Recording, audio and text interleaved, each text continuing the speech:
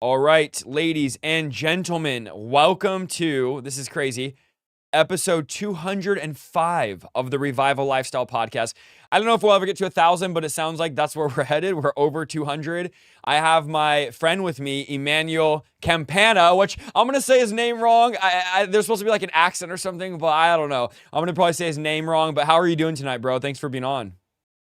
Feel great. Just got rocked by the Holy Spirit, ready to rock with the Holy Spirit right here with you and everybody else. So I'm excited. I'm excited to be here. I'm really excited. Oh, I didn't say this, bro. Listen, you have one of those just platforms where it's like I think like Christians be like, man, I can't wait to get on there and just like share and just help people and stuff like that. So I'm very, very, very honored, from watching so many people that I didn't know up to like people that I did get to know, like Angela and things like that. Like I'm very happy to be here.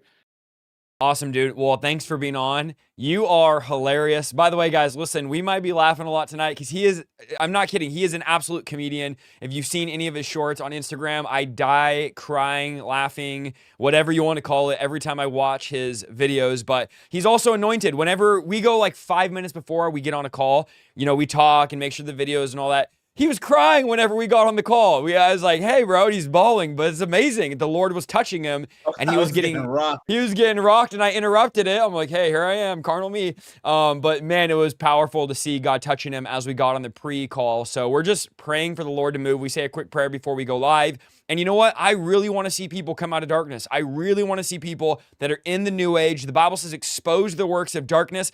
And hey, some of these episodes might not be for everybody. Some of you might be sensitive, or it might not be something you want to hear, but there are people out there that need these type of stories, and these stories bring glory to God. It's what God has done, how God has brought Emmanuel out. I love hearing these radical testimonies. I love hearing these radical stories. People say, oh, you should have this guy on the podcast, this guy. I like to hear radical testimonies and stories, and so I bring on people that I want to hear what God has done in their life. I love the testimonies. That's kind of what we're going to focus on tonight. Is Emmanuel's testimony. Before we do, though, can we see your t-shirt? Because they're going to be asking all night, what does his shirt say? It's hilarious. It's Evil Eye Smashers. It's a box of cereal, and it says Evil Eye Smashers. Is like it like the 90s, like the 90s cereal box. Evil eyes are demonic. So that's obviously, evil eyes are big time in the new age, and his shirt is literally like, hey, we don't do new age. So you can tell he's a funny guy when he's wearing a shirt that says Evil Eye Smashers on the podcast. I love that. Anyway, guys, it's going to be a fun night. I'm excited to see where the Holy Spirit takes it. And I'm just praying that this continued revival in the new age would happen. I feel the Lord is saying, we need to keep exposing the darkness. We need to keep exposing the new age. And some of you have kids that are involved in this. You have grandkids, you have cousins, you have aunts, you have uncles, and you can send them this content, and the Lord can use this to speak to them to help bring them out of these lifestyles. The stuff that people are involved in, guys, with the new age and the witchcraft, unbelievable, the darkness going on right now. The devil's just trying to expose this world to the new age, but we're going to expose this world to the light of Christ. We're taking back, it's not the devil's power. He didn't originate none of this. It's the Lord's power. The Lord's the one that started all the supernatural. The devil's just a pervert and a manipulator and a copycat. Okay, so all that to say, before we start, I have a couple things to say. He told me to tell you guys he's long-winded, but I'll let him tell you that. I do want to say, yes. Go ahead. You can say what you wanted to say. Guys, I am very, very long-winded. I told Isaiah if he needs to call the police on me and get them to make me stop, please do it. So he's not going to interrupt me. I'm letting him know, bro, stop me. Please stop me. I will literally go on a train of thought and I will take y'all to Narnia or something like that. And we will not come back if he doesn't stop me. So I'm letting y'all know. It's so funny, bro. You told me that. I've never had a guest tell me that, but he's like, hey, I just want to let you know, I'm very long-winded. You might need to cut me off. Tell your audience you're not being rude. I tell people that, bro. Every time I go on an interview, I'm like, hey, I just want to let you know I'm very long-winded. If you ask me a question, I'll probably go for 40 minutes on one question. So it's funny when you said that. I thought I was the only one that warned people when you interview me. But podcast interviewers love it. I love that because it's like, hey, less I have to talk, you could go ahead and roll. So yeah, I'm excited, man. I'm obviously long-winded as well. Our good friend Angela, our mutual friend, we're all long-winded. We all could talk, but it's all good stuff. It's all good stuff. It's not that we're just wanting to hear ourselves talk. It's good information, and it's awesome. So viewer discretion is advised. Okay, I have this on my notes. I think you said like you wrote in your book 16 plus, but here's what I would do. If I was a parent watching, I would just be ready to mute it. I would just be ready to turn it off for a second or put on AirPods, whatever you have to do, because we don't want to hold back on what God has brought us out of and what God's brought him out of specifically, because people are in that lifestyle. So at the end of the day, I know I have a ton of young viewers. I try to, I'm a parent, so I want people to tell me viewer discretion is advised. I want to tell other parents that. Obviously, this is not an episode I would let like my 8-year-old and 6-year-old watch, just so you guys know. Just viewer discretion is advised, because I don't want Emmanuel to hold back. Okay, so there's all the disclaimers. Someone said see you in 3 hours. There's all the caveats. Let's start with Emmanuel. We're going to talk about your testimony, how you got into witchcraft, how you became a self-proclaimed wizard, which I'm interested in talking about that. But let's start with your upbringing. How did you grow up? Were you raised in church? Because I'm always curious, bro, when I see people in this occultism, they're warlocks, they're witches, they're wizards, they're in all this crazy demonic stuff. I'm like, how did you get there? How do you get to that place of invoking demons in your body and all of that? But I want to start with first talk about your upbringing and, kind of your childhood. Dope. So I wasn't born here. I was born in Dominican Republic, and I have a very long lineage, or just generational curses of witchcraft. My great grandma was like a very, very like I guess powerful witch or whatever. They lived in a small little place in Dominican Republic, like literally in the woods. If you try to Google it today, there's no like Google Maps to it. You just got to know where it is. And they did rituals there, they did parties there, they celebrated saints, and they had like that mixed Taino and Catholicism situation going on. So they were like practicing early Santeria, and that's where my grandma comes out from, and my grandfather. And then they have my mom.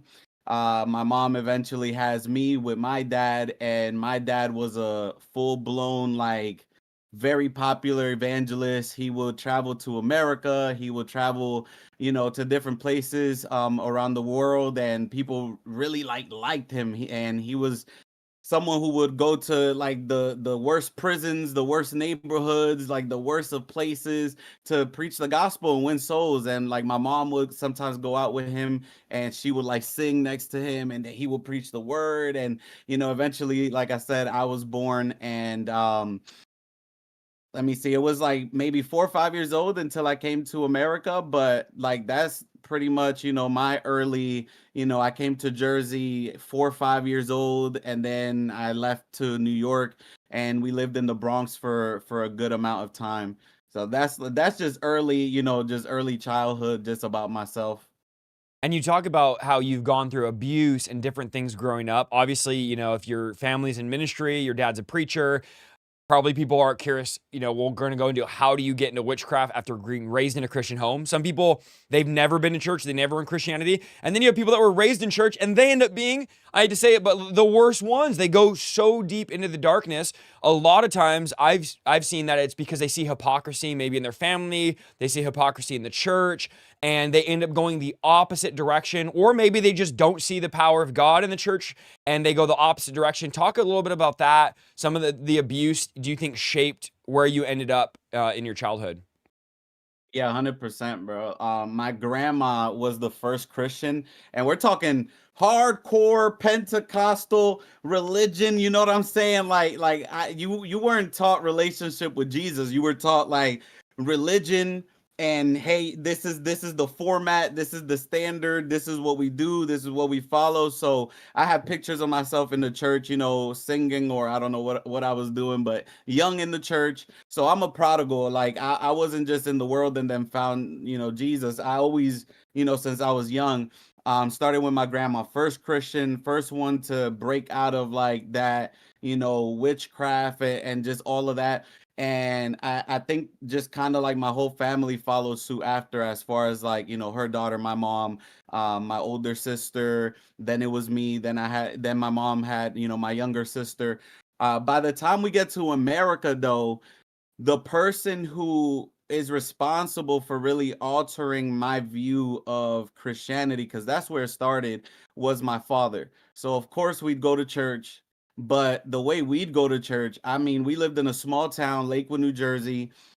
We would go to church. Everything will be awesome, beautiful. I loved my family. Like it was a great family. I thought, we were middle class family. We had cars. We lived in a gated community. Everything was nice. The church was right behind us on 4th Street. And we would go to church Sunday, but then the rest of the week, like it was like a costume, bro. It was like the Wow. costume came off.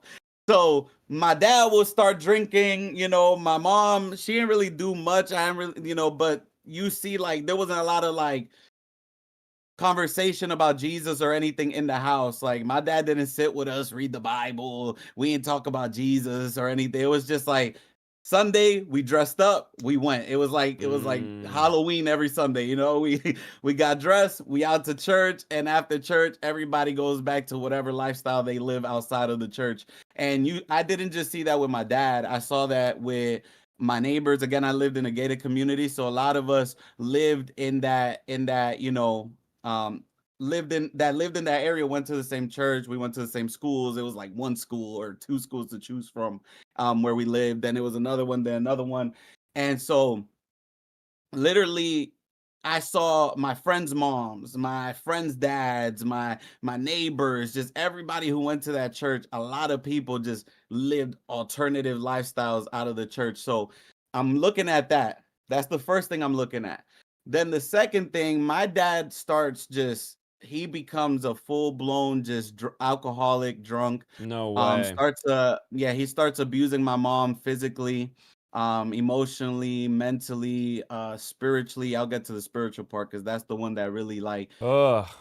affected me as like as a young boy. Like I'm looking at my dad as, like this is my example to Christianity. This is my example, how to be a man. This is my example for everything. Like it's my dad. And so I'm watching my dad beat my mom. I'm watching, Ugh. as I hide under the bed with my little sister, and I'm covering my little sister's eyes, and I'm trying to, like, I literally still remember, like, under the bed, I got my whole sister's like head, like, just trying to cover her ears, her eyes, and I'm watching though from under the bed, like my dad just beat on my mom. And that went on for a while, and one of the hurtful things was that the church knew, and no one Mm. helped. That's So no one helped my crazy. yeah, no one helped my mom. The church knew, everyone kind of stood silent to it. My dad, there was like rumors he started, dabbling like like maybe some drugs like cocaine or something. And so it got worse. And at first he would apologize, and he would, like, when he would come down from like being drunk or whatever, he'll bring flowers. He'll apologize, he'll cry, he'll whatever. And then eventually, he kind of stopped doing that, and it just got violent even outside the house. He will fight officers, he will fight neighbors, he will fight anybody, and the whole town was afraid of my dad. And he would start abusing me too. He will make me kneel on rice. He will put rice on the floor, make me kneel on rice, tell me, that I'm not gonna have dinner for That's the night. And crazy. yeah, my mom would like sneak me in dinner, and a lot of the times they will fight because my mom will step like in between me and him, and like want to stop him from punishing me, with those like severe punishments. And so they'll argue about that, and and he'll be like, "Oh, he's a boy, like I gotta train him up this way or whatever." And so yeah, he'll literally make me kneel on rice, and like at first you're fine, but after time, like the rice starts penetrating like your skin That's and going inside your crazy. skin. Yeah, so I'm just there, like no dinner, crying, can't move from like the wall. I'm facing the wall, and I'm kneeling on rice, and those would be like my punishments. Or he'll like really like beat me with the belt, crazy. And my mom would like sneak in, bring me like dinner, like after he's asleep or left the house to drink or something. And I'm literally getting abused, and my mom's getting abused. And eventually all that abuse led up to one day they were like arguing because he would start telling my mom, and he did this a lot because he knew scripture so Is well, he like still it was preaching such at this a thing. time that he's abusing you guys and all that? Is he still preaching at all? Yes, yes, What? yes, yes. No. Yeah, Oh so my goodness. he's involved in the That's church, he's going out and insane. preaching, and he knows the Bible so well. So he starts like twisting scripture. He starts telling my mom like, oh, like you can't hit me back, you can't do this, you can't do that because you're a Christian. You could never leave me, you can't divorce me, you're a Christian. Don't raise your voice at me, you're a Christian. Don't you can't like That's you can't crazy retaliate. Yeah, manipulation. so he manipulated, he controlled, he intimidated. Like the house was full of fear all the time. And eventually that led to my mom saying, you know what? One day, like in an argument, she was like, you know what? Nobody in this house is Christian then. And bro, I Oh, heard that. And when I heard that, I promise you, as a kid, I felt something like in my heart just shift in the house. It was like that was our last line of defense. Like wow. my mom, I mean, we're kids. What could we do?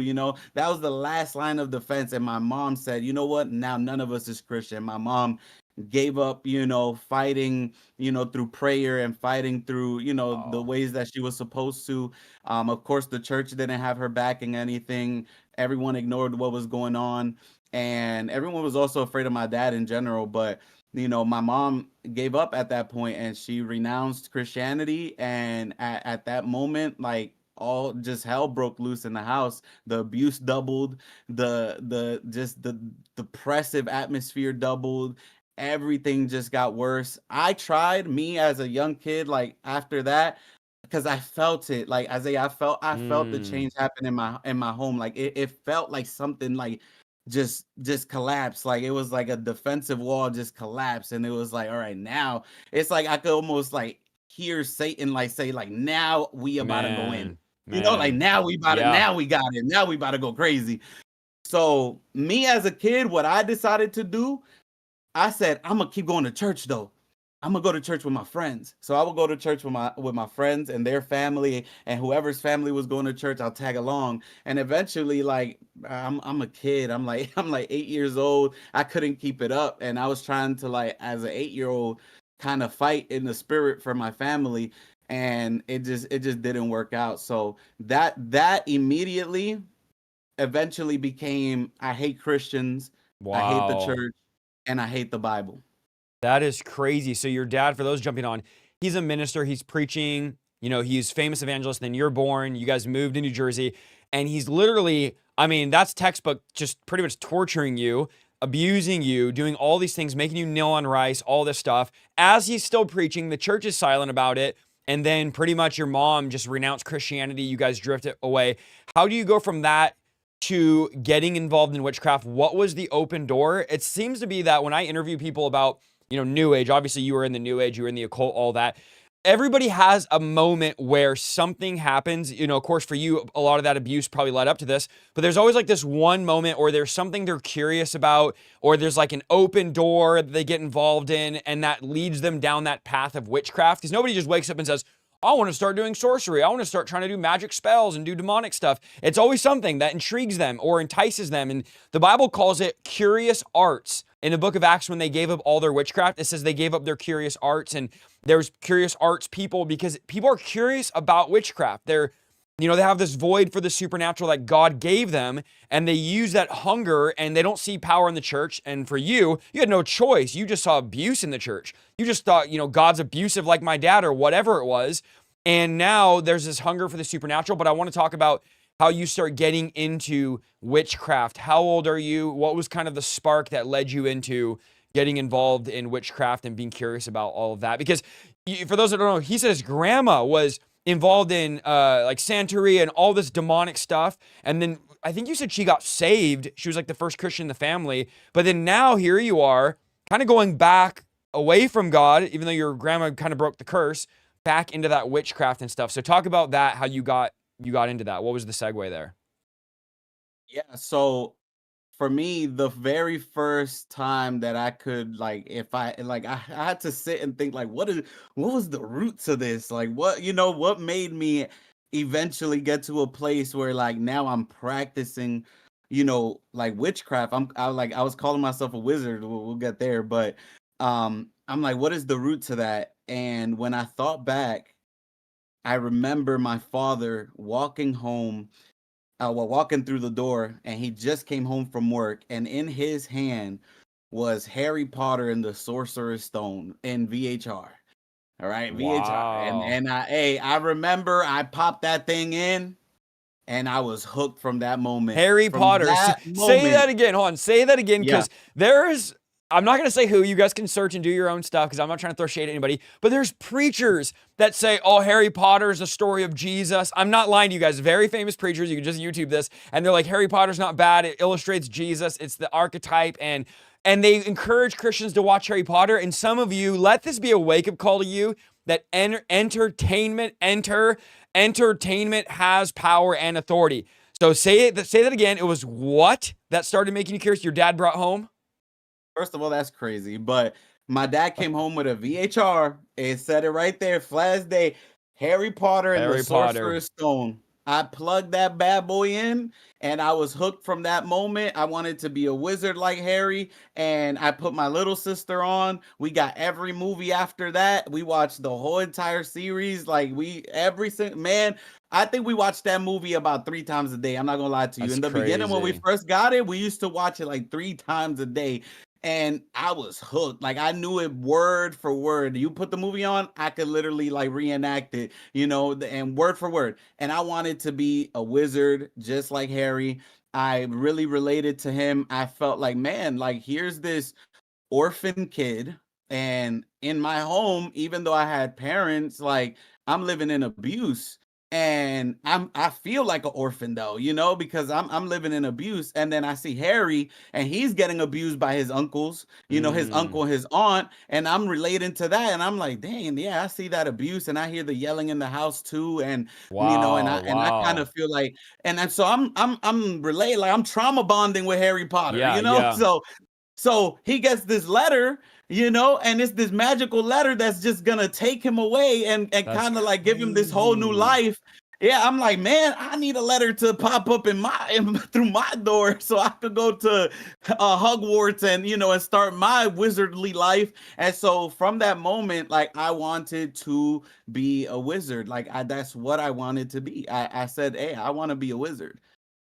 And that being somebody that practices witchcraft, somebody that does spells, somebody that invokes demons, somebody that makes these chants. People don't realize in these shows, I don't know specifically Harry Potter because I haven't watched it. I know it's obviously about witchcraft and demonic and gets kids interested in witchcraft, which is a whole nother video that we can do.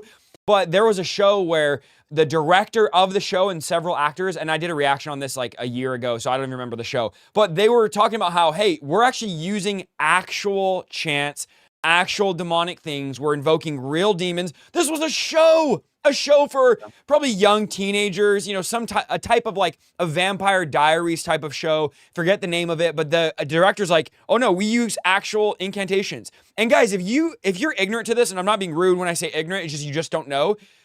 There's legitimate witches and witch doctors and demonic people that are helping create these shows, that are teaching them the spells and the chants.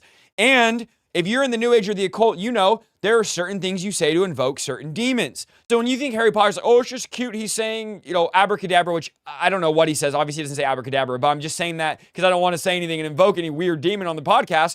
But you know what I'm saying?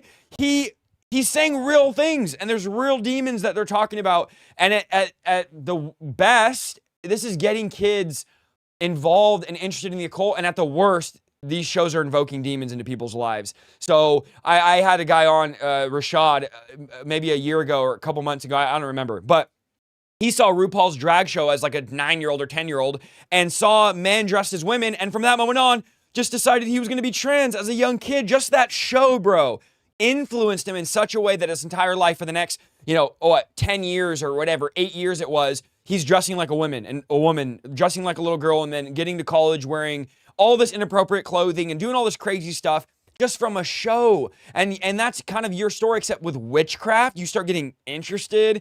And so what now? You're looking up, oh, I want to try to do spells. I want to try to do magic. I want to be a wizard. Where did that go from there? Are you like Googling, how do I do spells? How do I do magic and stuff like that? Or what's that look like? So actually, we do got some things to cover before I actually become a practitioner, because I became a practitioner more towards like me in high school. But that opened the door, and what it looked like entertainment wise and just growing up wise after Harry Potter was that Harry Potter also desensitized me. I mean, bro, you could Mm. I could really honestly tell you, and this would be true if I say it, that Harry Potter robbed me of a relationship with Jesus Christ. I could have Wow. somewhere, when I was older, and instead of getting into practicing witchcraft, I could have made a decision to follow Jesus at that point in my life, and not have went through a lot of things that I went through. But Harry Potter was that first open door. I can't tell you that I knew what a wizard was, what magic was, what wands were, what spells were, what grimoires were, and I can't tell you that I knew until Harry Potter came into my house. And it That's was my crazy. dad. That's It was my crazy. own father. Like, your parents are supposed to protect you from these things. And I see a lot of Christians like it's just entertainment, and they Yep. got children, and that scares me as a dad myself. Like, that scares me, because at least I know from experience, like, I really got to protect my son. Like, this is not just entertainment. I'm not just gonna sit here and watch like kids go to a wizard school, learn spells, learn how to be practitioners of witchcraft. And literally it says the whole title of the school is Hogwarts, School of Witchcraft and Wizardry. Like, what Great. else Come do you on, like? dude. What else do How you are need? Christians? It's That's in your face. crazy. They're Yeah. telling you it's witchcraft, and it's like, no, we're gonna watch it. It's cool. It's just entertainment. And it's like, man, no, this robbed me from a relationship with Jesus Christ. And after Harry Potter, I was desensitized. I mean, I'm like, this is normal. Like, this is like every kid wants to do this, and Harry Potter blew up. Yeah, So it was all the so kids knew. popular. Yeah, all the So kids knew. popular. For Halloween, I want to be Harry Potter. I want a wand. I want a robe. I want to dress like a wizard. Like, so that was me. And even when we would go to the supermarket, like, I want to take the shopping cart and pretend I'm going through the wall, because that's what they used to do, like pretend they're going through the wall to get to like this magical train that takes them to the school. So I'm like shoving just ShopRite carts and Walmart carts through walls, trying to walk through walls, bro, so I could leave to Hogwarts. And yeah, man, after that came my favorite movie of all time growing up, which was The Craft. Oh my god. The Craft was crazy. But even before that, actually, Disney. Don't get me started with Disney. Wizards of Waverly Place, Twitches, Halloween Town High. Man, I think it was called something 13 something, where this boy, like, at his 13th birthday turns into like a merman. Like, it was so much So much witchcraft witchcraft. on Disney. Man, I was desensitized, bro. Like, you couldn't tell me this was wrong. Like, you could not. Because I was so like, this is what I fed myself. This is what my parents allowed me to watch. This is what, and my mom, super duper big fan of horror movies. I mean, we'd be Which young. are so We'd be demonic, young. dude. So Yeah, such an open door. I'll tell you one story specifically. There was a movie called Boogeyman, came out in theaters. It was rated M mature, but my mom, they didn't care, bro. They would take us little kids to a mature movie. Yes, That's bro. And we will be in, insane. yes, we will be in the movie theater. Because back then, I don't know how it is now, but they would just ask like your parents, hey, do you know it's a mature movie? Okay, do you still want to bring your kids? And if they said yes, like, they didn't care. So Dude, boom, we now they in probably there. just let the kids in free. Everything's so demonic now. That's crazy.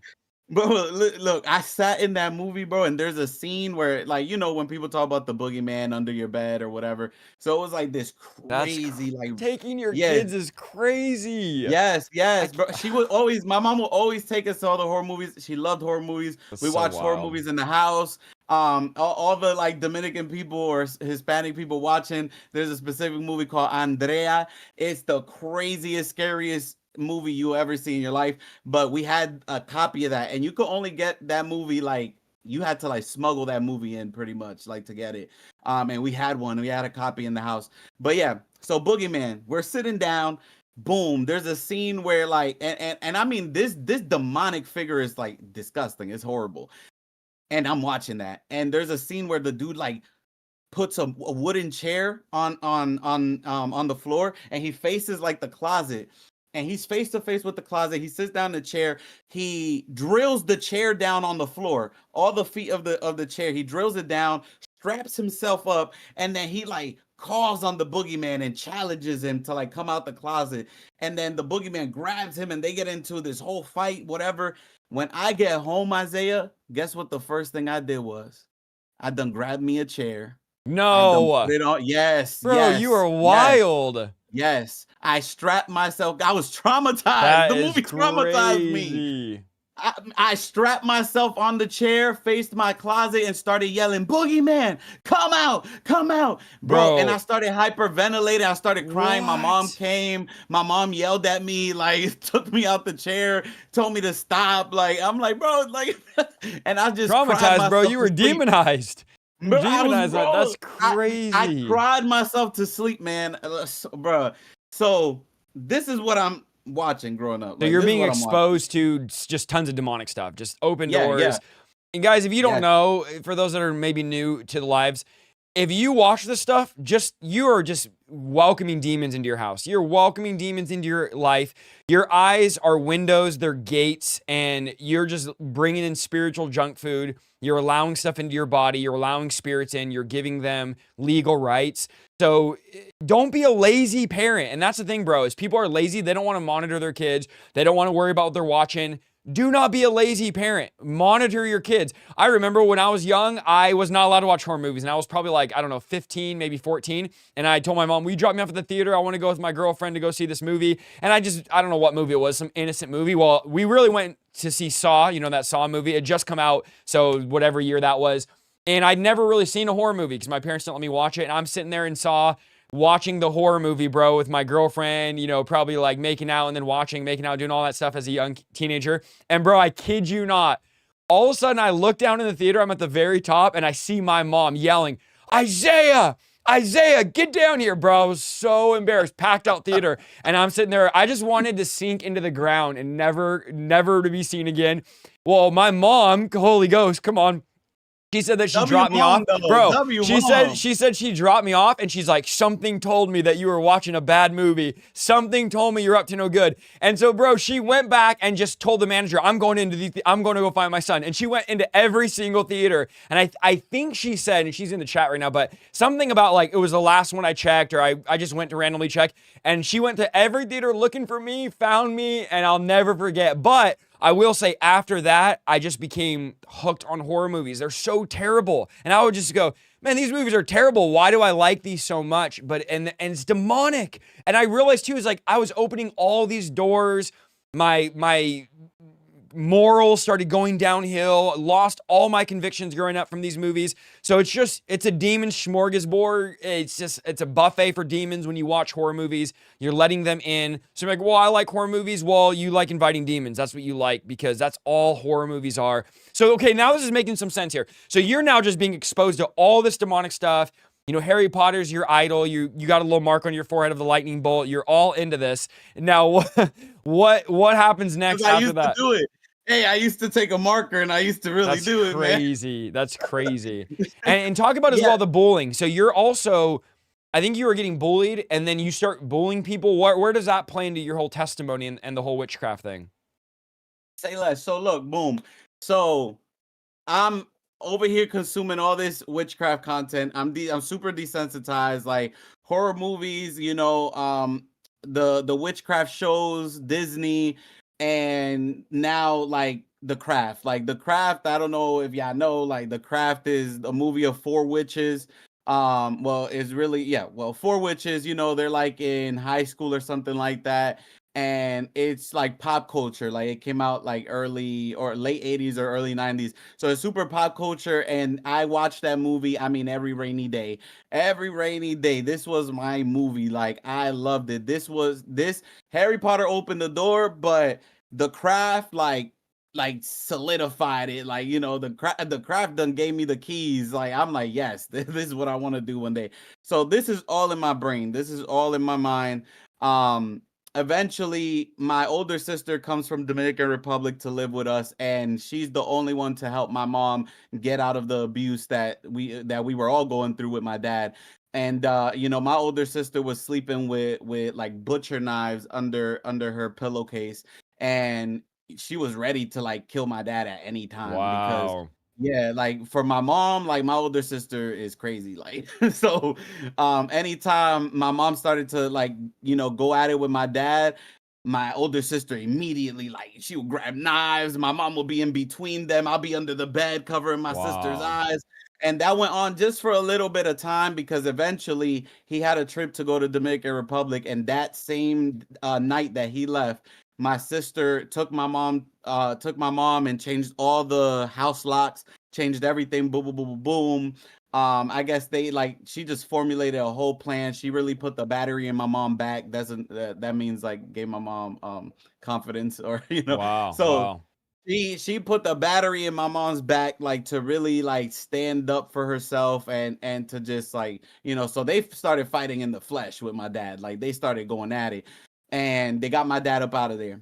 My dad starts to do this whole like stalking situation. We would wake up and my dad will be sleeping on our stairs right there, just like just literally at the doorstep. And we would literally just walk over his body and That's like go to crazy. school. Yeah, then he gets a job at my school and he starts taking me out the classroom to talk bad about my mom and Wow. blame my sister and all these different things and say that it's my older sister's fault that the marriage is ending and all these things because my mom started the divorce process now. She started just everything, like she put everything on a roll. So now we're going to like family court as well. That was a whole thing. I hated going to family court. We would drive like 2 hours to go to family court, and that was just like traumatizing in itself. Oh, And just watching my dad like almost every morning just be sleeping right there. And then we lived in a gated community. He didn't live with us no more. Boom, they kicked him out. He would drive in because they already knew him, like the security guard. So he would just drive in and do these rounds. Like after he will get out of work, he'll do like a round and make sure that we're home. If we weren't home, I'll tell you exactly how it went because it happened once. We went to a friend's house and we went to visit. And I was crying because I wanted to watch Naruto so badly. And you could ask me about anime or if we remember, because I know people probably want to know about anime because that's a whole nother thing. But I was watching Naruto and I wanted to be a ninja as well and do chakras and all of that. And so I was crying because I didn't want to go. It was 9 p.m. when my show started, and I felt like Naruto also like we trauma bonded a lot, like me and the main character in the show. But we end up going. They let me watch Naruto. That was like the we made a deal. They let me watch Naruto before the adults started doing their drinking and hearing music and whatever. So after I watch Naruto, I go in the bedroom with all the kids. So we had a family friend's home. It's me, my older sister, my little sister, my mom, and that family. I'm with my little sister and all the other kids in the bedroom. Man, around 1 in the morning, 2 in the morning, someone starts knocking, doing weird stuff at the door. And every time they went to the peephole, the person would like move. Who is it? I don't know. Eventually, they open that door and it's my dad. And my dad is like, "Give me my kids. What you doing with my kids out at this time?" Da, da, da, da, da. My dad is like, he's like 6 feet, whatever, and he's super aki, bald, like The Rock, you know what I'm saying? So he there like, "Where are my kids?" And everybody start fighting. Everybody start fighting. My wow. my my friends, my friend's dad starts fighting my dad. All the women are like trying to hold my dad as well, and like no one could like stop him. And all the kids start crying, and I was like the oldest one, so I'm holding all these like it was two. They had two girls and one boy, and then my sister. So I had all four of them like in my arms, just hugging them like this. And I'm like, I got mad. I don't know what happened, but I got so upset, Isaiah. I walked out. I told them, stay right here. And I walk out and I see them like they're all the adults is wrestling with my dad.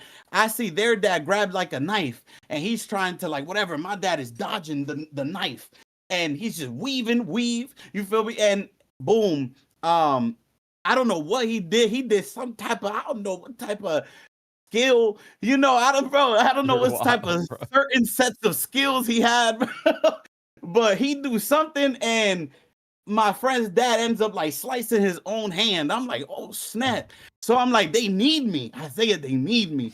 I go over there, I go up to my dad right in his face, and I go whoop straight in his nose. I clocked him, rocked him.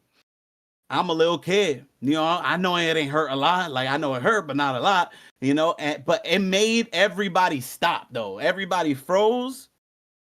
And it's like, let's just go home. Like, let's just, it was That is enough to like startle every crazy. adult. Yeah. So my dad leaves, we go to the police department. The police is like, again, because this is like a whole thing. This always happened. So they already know what's up. When they see us, they know what it is. They know what we there for, and boom. And after that, it got super toxic. It got even worse. We had visitation with my dad, and it was good at first. I'm like, man, like I could still like see my dad and have a relationship with my dad. My mom never spoke bad about my dad. Always said, if you guys want a relationship with him, you guys can, but I just, I can't. Like, I don't. And she made sure that he had that opportunity to still have a relationship with us. She just wanted to be left alone, so she never spoke down on him. If she did, it wasn't around us, and she never tried to stop us from like knowing him or having a relationship with him. And so we would, I think after like 3 good like weekends, we would spend Saturday and Sunday with him. He'll pick us up, he'll bring us back by the end of the day, that same day, both Saturday and Sunday. And we were having fun. He would take us to Six Flags, the buffet, the movies, McDonald's, all these places we want to go to every weekend. And then eventually though, we got into an argument, me and him, I think like the third week or fourth week. And he started just talking badly about my older sister, about my grandma, and I started arguing with him. And then my sister was crying. We told my mom we don't want to come back, nothing like that. We don't want to go with him no more. So he will come back 2 more weeks after that and try to drop off like child support. And my mom was over it. My mom crumbled up the child support and threw it out the window and at him. And so yeah, she threw it out the window at him, and she was like, I don't want your money. I don't want nothing. Like, leave us alone. That's it. And so we end up going back to court because he's like, oh, I need to see my kids, da da da. And they never, the crazy part, they never asked the kids nothing. They never asked us if we wanted to, nothing like that. They never asked us how we felt at all. And eventually they give him visitation again, but like monitored, because they're like, they want to see with like a therapist or whatever how it goes. And the first interaction, we didn't speak to him at all. We just sat in a room. He stared at us. The person took notes. We didn't say a word to him. The Wow. second visitation, I think that we had put like headphones on, and again we didn't talk to him. The third one, I know the second one, I think I told him to shut up. The third one, my sister, before we even got into the building, my sister started hyperventilating, and they were just like, oh nah, we're good. And so visitation was over. Like, he couldn't see us no more. And that like just triggered a whole domino effect, because my dad, the next thing he decides to do is, we had Section 8, all right? And we lived in a gated community. Again, cars. I had like 5 bikes. My mom took me to buy video games every weekend. Like, we was good, we was good. He decides to do some, I don't know what type of manipulation. I'm telling you, I don't know what type. I think he might have been FBI or something. I don't know. But he does something, some type of set of skills, man, and he makes us lose the Section 8. And they send a letter saying we have 3 days That's to leave. crazy. And we lost Section 8, and they gave us 3 days to literally like an eviction notice, like, you have to leave. And we're like, what the heck? Bro, he made this whole thing up that we're breaking all the Section 8 rules and this, that, and the third. And I don't know what he did, but we lost it. And at the same time, in that week, it all happened in a week. My mom's my uncle calls my mom. And he's like, oh my God, you don't know what just happened. 2 guys pull up to my grandma crib in Dominican Republic in a motorcycle. So in DR, like, the houses have like this thing called a galeria. So it's kind of like a front porch, but the front porch is always like surrounded by like a gate. It looked like a bird's cage, right? And so you have to like you have to like leave it open, well, sorry, in the day we usually like would leave it open once like we were ready to receive guests, because that's how DR is. It's like super neighborly. So you knew like hey, we're taking guests if your door was open. If it was closed, like, hey, we're not trying to see nobody. That's like, that was just an unsaid rule. So our doors was closed. Two guys pull up. I guess the galeria was open. Boom. They come in, they knock on the front door. My uncle Carlos opens the door and he's like, and this my uncle's Christian, a Christian good man, you know what I'm saying? Like missing the left tooth right here. But a good man, but a Bro, good you're man. crazy. You're crazy, bro. No, he is. He's missing his left tooth right here. And he don't want to fix it. My mom asked him many times, like, I'll get you a tooth. He don't want it. He's on his Krishan rock, you feel me? But regardless, so good man, good man. And so, very Christian, everything. And he opens the door and they're like, oh, is Carlos here? And he's like, yeah, that's me. What's going on? Like, he don't know them. And they're like, "Oh, you're Carlos," and they start lifting up their shirt, and he sees the gun, like the gun. Man, they take out the gun. My uncle throws himself back and throws the door at the same time, like shut, and throws himself on the floor. And all he saw was the bullet holes through the door. Oh my goodness. They try to kill my uncle. They leave on the motorcycle, boom, and they yell my dad's name. This is from Campana. Boom. That's crazy. That's the first thing. He calls my mom, tells him everything that happened, tells her everything that happens.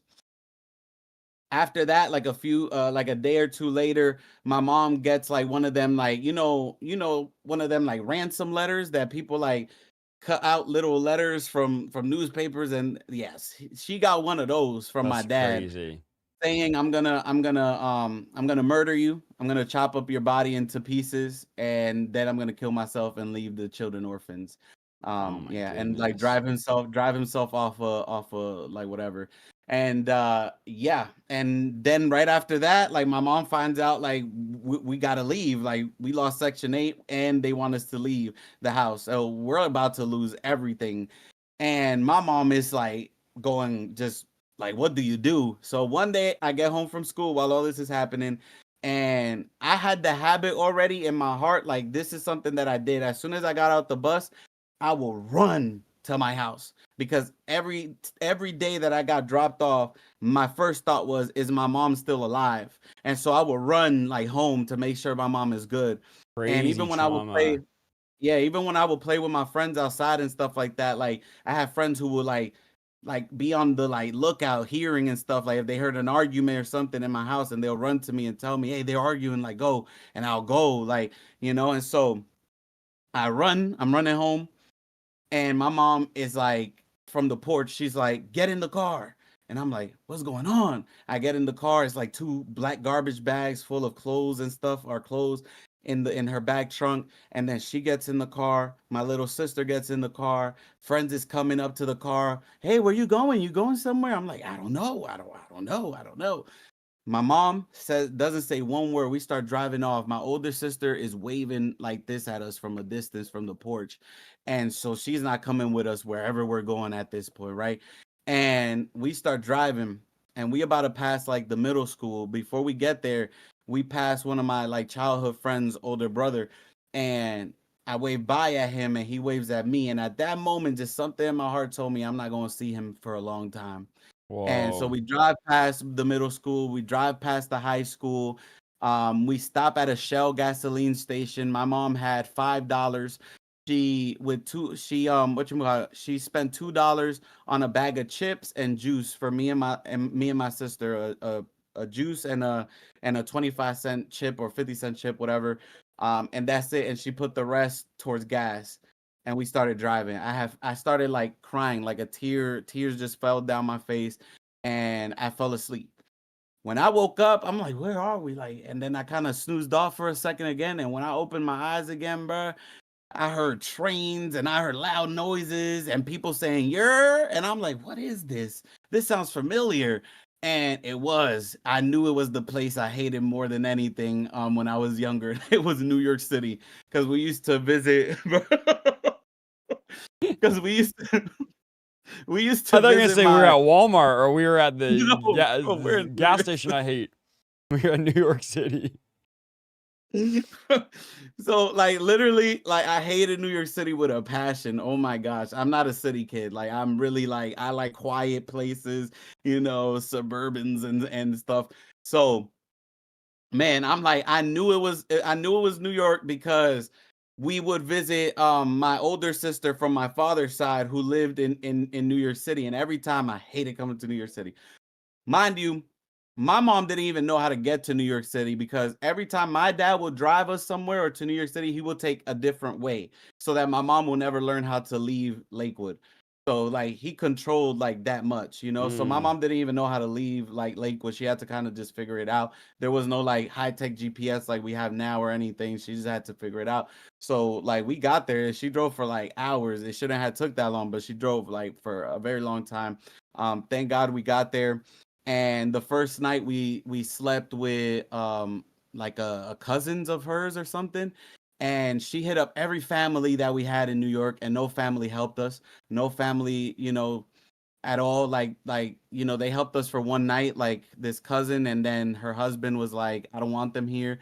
So like they kicked us out after the night spent there. So we like slept in the car, and eventually we start like our adventure in shelters, and we start living in shelter homes, and we lost everything. My mom also asked family members. She had one. This car was brand new. It was a Toyota RAV4 of that year, and she asked everybody, every family member. She said, I have one payment left on this car. One payment. I will give you this car, use it, drive it, like you could use it. Just make that one payment, and when I'm back on my feet, I'll pay you back. It was like $200. It was the final payment. No family help. No family wow. no family. And so we lost the car. Her credit went to nothing. We lost everything. The house, the cars, our friends, our family, everything. We lost it. Started over completely, living in shelters, Crazy. and that's where now I could tell you like bullying started in my life. Okay, Um, do me a favor. Tilt your camera down. Are you mhm. able to tilt your camera down a tiny bit? I Because can, everybody yeah. thinks your shirt just says Evil Eye, and they're like, that shirt's bad, but they don't see the Oh smashers. my Because right now, god. all we see is there we go. All right, that's perfect. That's perfect. Leave the camera there. So his shirt says Evil Eye Yes, Smashers. evil eye Smashers. smasher. Not Evil Evil Eye. eyes Not Evil are Eye. demonic. Evil eyes are Evil demonic, Eyes are says demonic. the Okay, I want to establish that. I want to talk about let's fast forward a little bit because I want to get into the witchcraft stuff. 14, yeah. 15, you're going viral. At one point, you're making $20,000 a month. You're getting around celebrities. You're getting around influencers, all of that. Talk a little bit about that because I want to go into asking you about how you got into crystals and tarot cards and you had spirit guides that were talking to you and appearing to you, all of that. But let's go into really quick how you went viral because I saw one of your testimonies. A bunch of people were in the comments saying, "Oh, I used to remember you when you were viral. I remember you before you were saved. I can't believe you got saved." So you obviously had a pretty big following because people were in the comments saying they used to know you before. Like a lot of the people comments I was reading. So talk to us really quick now. Fast forward to 14, 15, super traumatic childhood. How are you going viral? How are you making all this money, hanging out with celebrities, all of that, and then we'll go into the witchcraft and all of that. So when I first got famous, I'm still living in shelters. I'm going Okay. from shelter to shelter with my little sister and my mom. We don't really have much where we're starting life. I start New York City really graduating from elementary school, getting shot into middle school. These kids, Isaiah, I promise you, I don't know what the water is like in New York, but these kids were like Nephilim children. They had beards. Like, I mean, bro, we're 12, 13, 14. They had full-blown beards, bro. Full-blown beards, 6 feet tall. These were Nephilim children. I was like 4, 5, 4, 6, and I weighed like 300 pounds because I got depressed. I started eating. I started whatever. So we had blue uniform. I looked like a blueberry. I was a ball in school. No, I'm telling you, it's so true. And they would do all this like gay stuff. They would like flick my chest. They will smack my butt. We had a pool, bro. We had a pool where we would swim. So we had like a locker room. They will do the weirdest stuff there to me. And I'm like, what is going on? So I became a selective mute. They will rob me in class. Like this was horrible. It's horrible times. What's a selective mute? Are Um, you just not talking? You're choosing to be a mute? yes. Like So you just it's casually a said I was a selective. selective mute. Like we all know what that No, is. a selective mute is a severe anxiety disorder where Oh, yes, I had you no can clue. talk. Yeah, yes, you can speak, of course, but you are selectively a mute outside of like your comfort zone. For me, was like my home, right? Anywhere outside of my home, like school, I was a selective mute. Literally, this will be me. Okay. Would not talk for nothing. Like, so I'd be in school, they ask me questions, they had like, nope, literally, you wouldn't speak to nobody. So I'm I would have getting like definitely super never had bullied. you on the podcast. That would have been an awkward episode. Hey, bro, how are you? But you're just Hey, bro. staring at me. Yeah. I've had a few guests that I think might have been selective mutes. They're pretty, 1 minute responses, but we'll talk about that another time. So you're now, okay, so how do you go viral being a selective mute? Exactly. So watch. So there was this girl named Dayanara. She used to defend me. She was like a girl bully though, and she was very popular in my 6th grade. And when she would be around, she would be. It was weird. It was like she liked me, but she would also be like, only I could bully him. So it's like I wouldn't get bullied that much anymore from anybody because she will stop them from bullying me, but then she will kind of bully me, That's but then she kind crazy. of. It was so weird. It was so weird.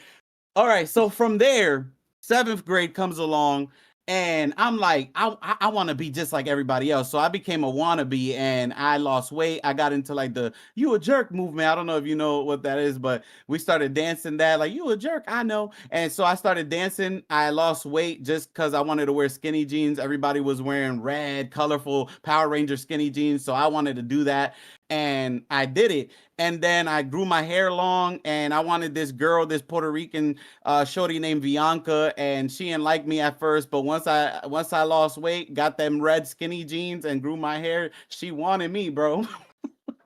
You're but, crazy, but then bro. she cheated on me with her ex from Puerto Rico. It was crazy. And anyway, from that moment though, I'm like, I'm gonna be like everybody else, and so I started becoming just like everybody and bullying even the people who were like my friends, and we were all getting bullied together. Now I'm bullying them. And so like, yeah, like I'm gonna be just like everybody else. This is what it means to be accepted, to not get bullied, to not get treated a certain way. Like that's what I'm gonna do. Started arguing with the teachers. I mean, man, like after I graduated 2 years later, my middle school shut down. I lived in a very bad, like I lived. I went to a very bad middle school right across the street from Wagner Projects. It was bad. Like when we went outside, like all the goons was outside, like waiting to jump people. Like that's what it was. That's what it was. And we had school wars too. Like Dayanara, the girl who defended me, she's popular for the school wars because other schools will go out and fight each other. Like it was crazy. It was crazy. So here I am, 7th grade. Now I'm not a What was selective her mute. name I lost again? Dayanara? Dayanara, yeah. so so I lost weight, boom boom. I'm not a selective mute no more, but now I'm not myself. I want to be like everybody else. And eventually I get into a fight with my math teacher. I think this was the day that we used to call him burnt toast, but it was one of my friends. And Stop, bro. Burnt toast. Bro, that's crazy. Burnt toast.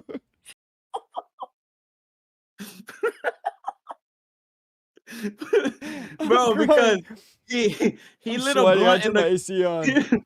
he lit a blunt in the classroom, and he had like a cashmere wool sweater, and he lit himself on Stop, fire, and dude. we were all Stop. smacking him. We were all smacking him, bro, in the classroom. We were smacking him to put the fire out, and my math teacher had walked out. So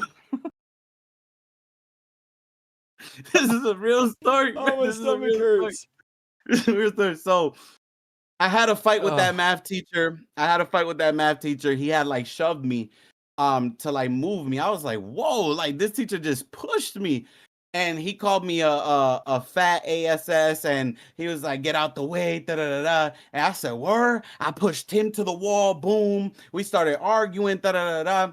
And I told my principal, and she changed my class to the bilingual class. When I went to the dude. bilingual class, yeah, it Why was like everything you're all saying is so funny, dude. I went to the bilingual class because like I'll they were throw up. different. No, You're they were crazy. different, bro. And that's where I had my freedom writers moment, and I began to kind of like make real friends and like kind of discover, I guess, myself again at that time. And my teacher was Miss Rivera. She loved us. She was like a mom to us, and we fought for her to like continue to 8th grade with us, and she did, and we won that. And it was literally like Freedom Riders, bro. Like boom, boom, hand, hand. And so in 8th grade, Okay, so my how we're going viral? How are we going yes, we about viral? to go Okay, viral we're right getting there. now. We're getting there. We're Right getting now, there. we about to go viral right now in 8th grade. So 8th grade, my little sister tells me to make a video. She tells me to make a video about some girl in the hood in the Bronx. And it's my first video ever. I've never made a video before, but I used to make little videos with my sister and stuff, funny videos, but like not posting. I did used to post stuff a lot, like acting like Michael Jackson on MySpace, but that was about it. And then I make that video, I upload it to YouTube, and it gets like 50,000 views in like one night. And YouTube sends me the message. My name was Goo Point at that time, and it was like, "Hey, Goo Point." Bro, is there any normal names at all No, around you? no, no. So they sent me that paper. They're like, "Hey, you're going viral. Oh, We would like you to become a YouTube partner." So boom, I like get all my mom's information. I fill it out. I made 1 penny off that video. But it was lit. Like I have views now. I chill for like 2-3 months. And by this time it's summertime. I'm about to transition to high school soon. And this is where I pop off. Like my second video goes viral as well. I forgot what it was. And then after that, I transitioned to Facebook and I start just making videos, just talking. But I was upset though, because I was like bullied a lot and everything. I didn't know people found me funny. I thought they were like just laughing at me and not like with me. So I was really upset. I was really like, I had no confidence in myself and everything. I had depression, I had anxiety, I had all these different things. And so I'm like, they're laughing at me. They're trying to bully me. So I didn't want to do videos. But when I transitioned to Facebook, every video I uploaded, it didn't matter what it was. It just went viral. I don't know why. that's I didn't ask for crazy. it. Yeah, I didn't ask for it. I wasn't like somebody waking up saying, "Oh, I want to be famous," or "I'm trying to do this," or "I'm trying to chase this," or what. I never did that. I literally just uploaded stuff that like I just did, and it will just blast. So boom, I start getting like hood famous. We had like Bronx wine at the time in New York City. I would go outside. Let me get a picture. Oh my God, Emmanuel. That's how I started living. Like every day I went outside. Let me get a picture. Let me get a picture. I started signing autographs. I'm like 16 signing autographs and then going to high school. And so, yeah, so I was like, it's like super popular in the city now and everything. And fast forward by like sophomore year in high school, I think I had like my first million subscribers That's on crazy. Facebook. Yeah, on Facebook, I think like 100,000 on YouTube. I got like the original YouTube plaque, and they sent me the plaque and stuff. And yeah, at that point in time, I'm like just making videos, and I'm calling myself like a free spirit, and I'm starting to like just live life at a super just fast pace now. Everything was fast. Everything was fast. I was partying, I was drinking, I was smoking. Now I'm fornicating. Now, like, my identity was changing every like 6 months. I'll change my hair color. I grew my hair super long. I had like half blonde hair, and then the other side, my original hair color, I had my hair like up to here. I would wear like man buns, and I started wearing like religious beads and stuff like that. And Is this you trying to be like a wizard or not yet, not okay, yet. okay, This is okay. just this is me on my Tumblr phase. I had a Tumblr phase. I had I had a Crip phase where I was in the street with Crips. Because my friend ran like a whole Crip block. And so I was like, I never became Crip, but I was chilling with Crips. Bro, with And all so this story, are you 40 at this time? How old are you at this point? You've nah, lived a bro, I'm lot I'm of like, life. yeah, it's so crazy, bro. Every 6 months, I'm telling you, my life will change.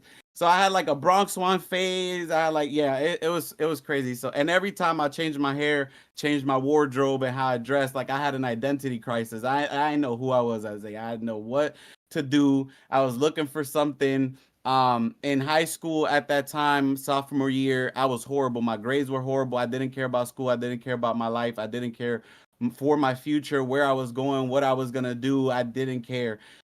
My principal, my dean, the someone else in that office, came and grabbed me from science class, and I'm sitting in the front, like with my pants down to my knees, like just sagging.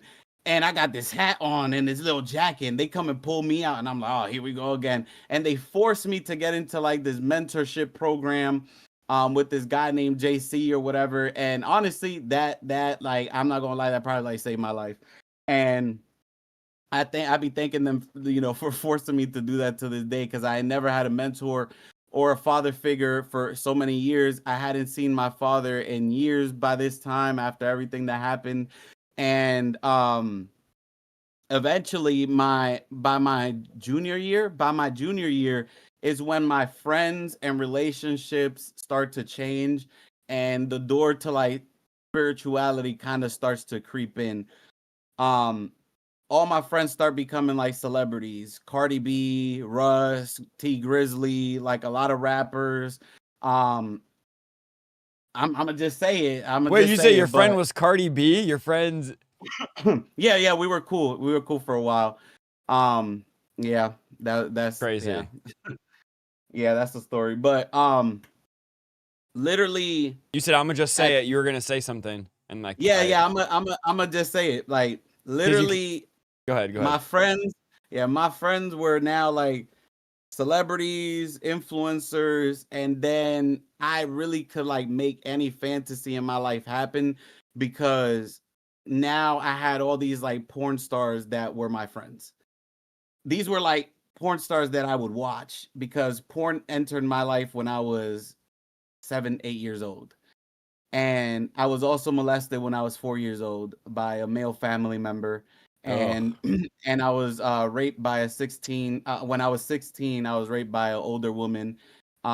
So like just that life of just sexual immorality crazy. and stuff like that was crazy. Yeah, but these same girls that I would watch on video eventually would watch me on video, like my videos, like my funny videos and stuff, and they will follow me. Like I got their numbers and whatever.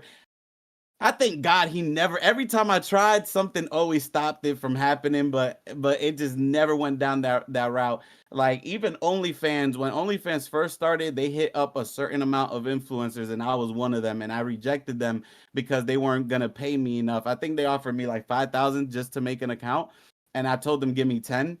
And at this point, like, bro, I'm making like $20,000 a month just That's making content. crazy. Yeah, and I'm in high school junior year, and I'm squandering this money though. I'm just traveling first class to California. Like I will be sitting here, bro, in my house, and I will be bored, and I would just be like, "What time is it? Let me book a flight first class to California in the morning for literally the next day morning." And I would pack up and dip. And that was my life. I was very spontaneous, very like whatever we gonna do, we gonna do it. Like it is what it is. And that's what I started living, like just this celebrity lifestyle. And that's when I realized, oh, all these celebrities are into like spiritual stuff. All of them had this like spiritual like background. A lot of them have church trauma and just all these church wounds, and they ran to like spiritualism. And so I'm seeing them now talk about crystals, talk about the universe, talk about all these things. And that's when I start pondering like, oh snap, like this might be like something I should like try, something I should, investigate. And the first thing that I did was get into a MLM company. Or what is that what That it's called? yeah, MLMs? the network marketing. That's the first step into the new age Yeah, usually. yeah, them pyramid scheme Yeah, joints. all you gotta Yes, do is bro. just recruit 3 people. They're gonna recruit Yes, three yes, people, and yes, yeah. yes. I got into it, bro, and they teach so much new age. Oh my God. They made me read a book called The Secret and watch the movie. And that's where I learned about law of attraction. And when I heard law of attraction, I'm like, where? So here I am, like also like didn't even have to do it. I just thought it was something like cool to do, and I wanted community and stuff like that. But here I am in an MLM company thinking like, yeah, I'm about to make millions, like, because I could sell all this to my fans. I'm about to go crazy. I'm about to be platinum, double, triple platinum, diamond. You feel me? And all I got to do is sell juice. Like I was selling like energy juice. I think it was called Verb, something like that. And I'm like, yeah, we about to be triple diamond. Here I go.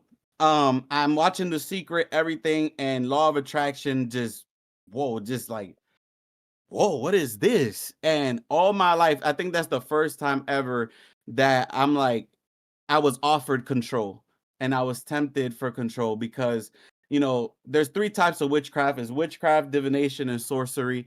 And then there's three branches: is control, knowledge, and power. That's always what seduces somebody to witchcraft. It's always somebody who wants power, control over their life, or knowledge of something that makes them go into one of those types of witchcraft. And for me, it was control. I lived a life that was very hard. I have identity crisis. I got depression. I got anxiety. I don't know who I am. I have like imposter syndrome. I'm dealing with disassociation. At this point, I'm smoking every day, Isaiah. Like, I'm smoking my life away. Like, if it wasn't for Jesus Christ, I would have been high all my life. I'm not gonna lie to you. Every single bro, I had a around the clock blunts, and it started small. And then eventually, like, boom, I'm buying pounds, I'm buying ounces, like on a weekly, every week or two, boom, just copping, and smoking my life away. And it's like I had to smoke for everything. I had to smoke to eat. I had to smoke before going outside. I had to smoke before reading a book. I had to smoke before school. I had to smoke before showering, smoke before I smoked. Like I had to. Crazy. Yeah, I had to. So I'm living, this is the life. This is what I'm doing to kind of cope with myself. And I'm like, I gotta ground myself. And smoking made me feel like I was back in reality. Sometimes I'll look at my fingers and go, like, am I here? Like, this is real? Like, life felt like a video game to me, like if I wasn't even like alive. And so I was like really like disassociate, like this disassociation with living. And I'm still, by the way, watching witchcraft stuff and ghost hunter shows and a haunting and all that. But when Law of Attraction came around, I was seduced for the first time. Like, it just felt like a voice said, like, if you get into this, you can have control over your life again. And I'm Wow. like, word, control, word. Like, that's what I want. That's all I want. Like, we've been living in shelters. Now we're in the projects by this time. My mom got accepted at housing, and now we live in the projects and everything. Um, but literally, I'm like, word, control. So I get into that, bro, and I start writing on my walls. I think I sent you a picture of it, but I start writing everything on my walls. Like, my entire bedroom. This is something the Lord revealed to me this year. My entire bedroom was a demonic altar. Wow. I wrote on my walls everything I wanted to do, everything I wanted to be. I wrote even scriptures, like, because a lot of people in witchcraft think Psalms are like spells. So I wrote things from Mm. Psalms. I wrote, I will put nude pictures, women wearing shirts like half naked that said Emmanuel's a wizard. I will put that on my wall. Cars that I want, places that I want to go to, people that I wanted to talk to, amount of followers that I needed to reach and hit, and goals, and just everything. I will write different stuff. You will have this by 5 months. You will get this in 2 years. You will be this by 5 years. Just all of that in my wall. I also had like masks. I had a mask like that I made inspired by like the Purge movie, and it said God on the forehead. And I had another mask like of a werewolf and like these like demonic hands like coming out of my walls. And I would draw like just like these demonic stuff. And that was my first like step into spirituality, is like law of attraction. That's where we're gonna start off. And then where do you go from there? You get into tarot cards, crystals. Talk about too. You had like 7 spirit guides that used to talk to you and tell you all these things. Talk about that, and then we're gonna go into, because we're at an hour and 20 minutes. We're gonna go into your encounter with Jesus. So kind of jump in some of the New Age, the occult you were into, and then we're gonna talk about how you encountered the Lord. Okay. So man, there's a lot to cover, bro. But I'll fast forward. Delicioso. Okay, cool. So after after high school, I get out of high school. I don't even go to my graduation. I'm out to California. I want to work, bro. Now I'm pursuing acting. I'm at the peak, bro. I'm at the peak of my career, or whatever you want to call it. I got all these like weed sponsors. I got brand sponsors, co sponsors. I start like doing modeling, doing fashion week stuff. right? All my friends, all my whatever, they're all celebrities, they're all influencers, they're all this. That's where also around that time I meet Big Nick. We didn't know each other a lot, but we were in the same little circles because of Vine and stuff. So he started getting popular on Vine. I meet Big Nick and all these people. You know, a lot of people are saved now, thank God, and hopefully more. But I start. All right, this is important. I'm not gonna say much about it, but I almost get kidnapped or trafficked by a millionaire in California. He was like this pedophile millionaire wanted by the FBI. It was crazy. And while I was there, I got into a lot of like crystals and doing like sage stuff and everything. So when I get back home, I'm now like doing crystals. I'm doing shoot, bro, I'm wearing like $2,000 crystals around my neck and everything, and I'm just going everywhere with crystals. Oh, this crystal is gonna be for luck. This crystal is gonna be for money. This crystal is gonna be for protection. And every day, like depending how I felt, I would like take different crystals with me and everything. But I get to know this dude eventually, and I'm promoting all of this spirituality, by the way, like on social media. I'm telling everybody this is the way. I'm putting my friends on. I'm telling people I never saw power in the church. I never saw people get healed in the church. I never saw people like their problems go away in the church. I never saw like relationship with Jesus in the church or nothing. The whole entire time, I don't think of myself as like I'm doing witchcraft. I'm calling myself a wizard and a free spirit, but I'm also like, I'm thinking I'm a real Christian though at the same time.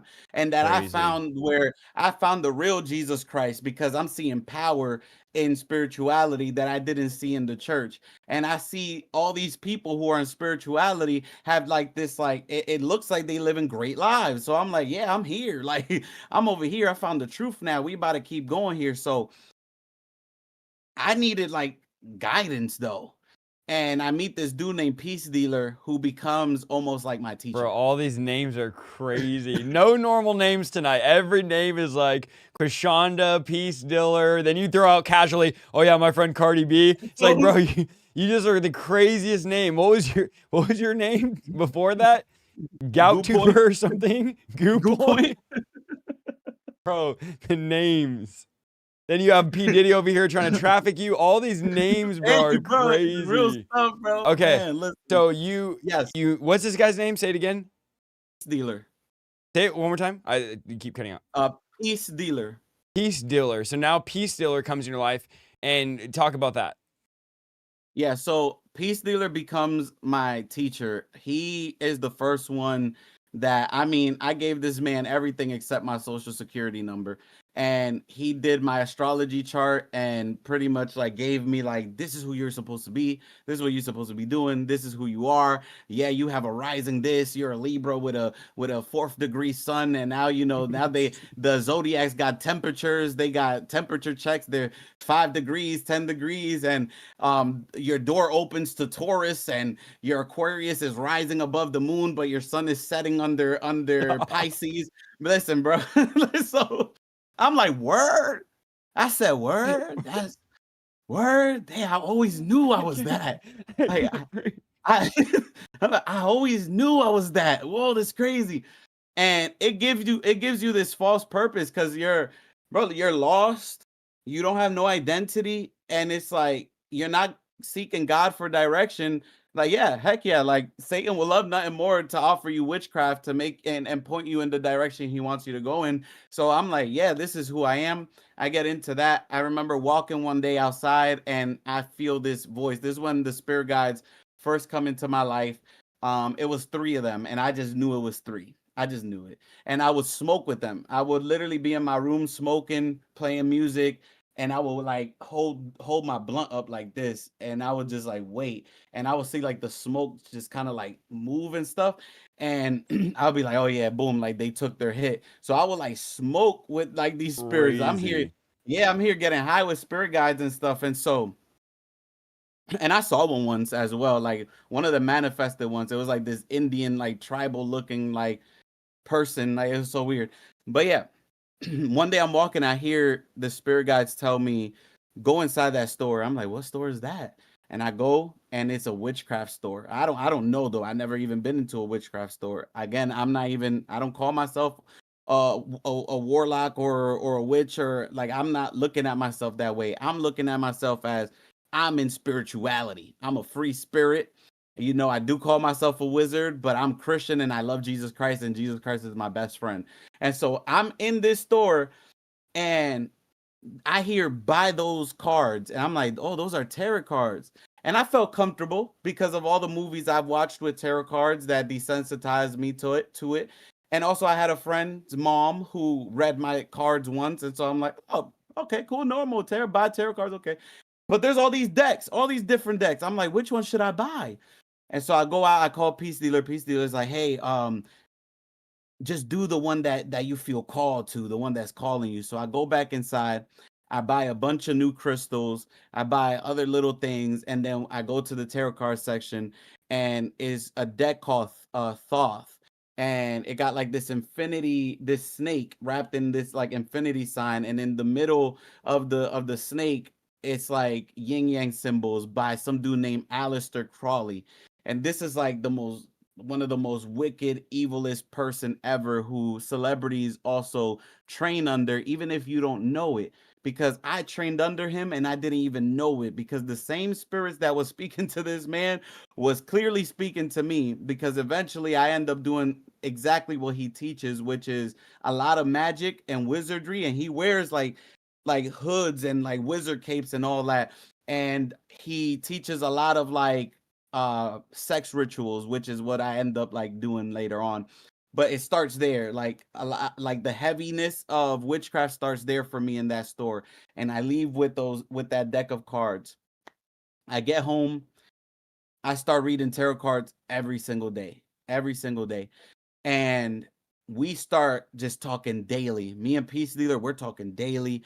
We're doing spiritual things daily. I'm lighting up. I got this altar now at my bed with all the crystals lined up, and I will light up different candles. I was doing candle magic, and every day I will light up different colors for different reasons, and then write on my walls and touch my walls and speak stuff in my room and all that. Like, I literally, my whole room was a demonic altar. Like, it was crazy. And from there, eventually this girl named Tina gets added to the group.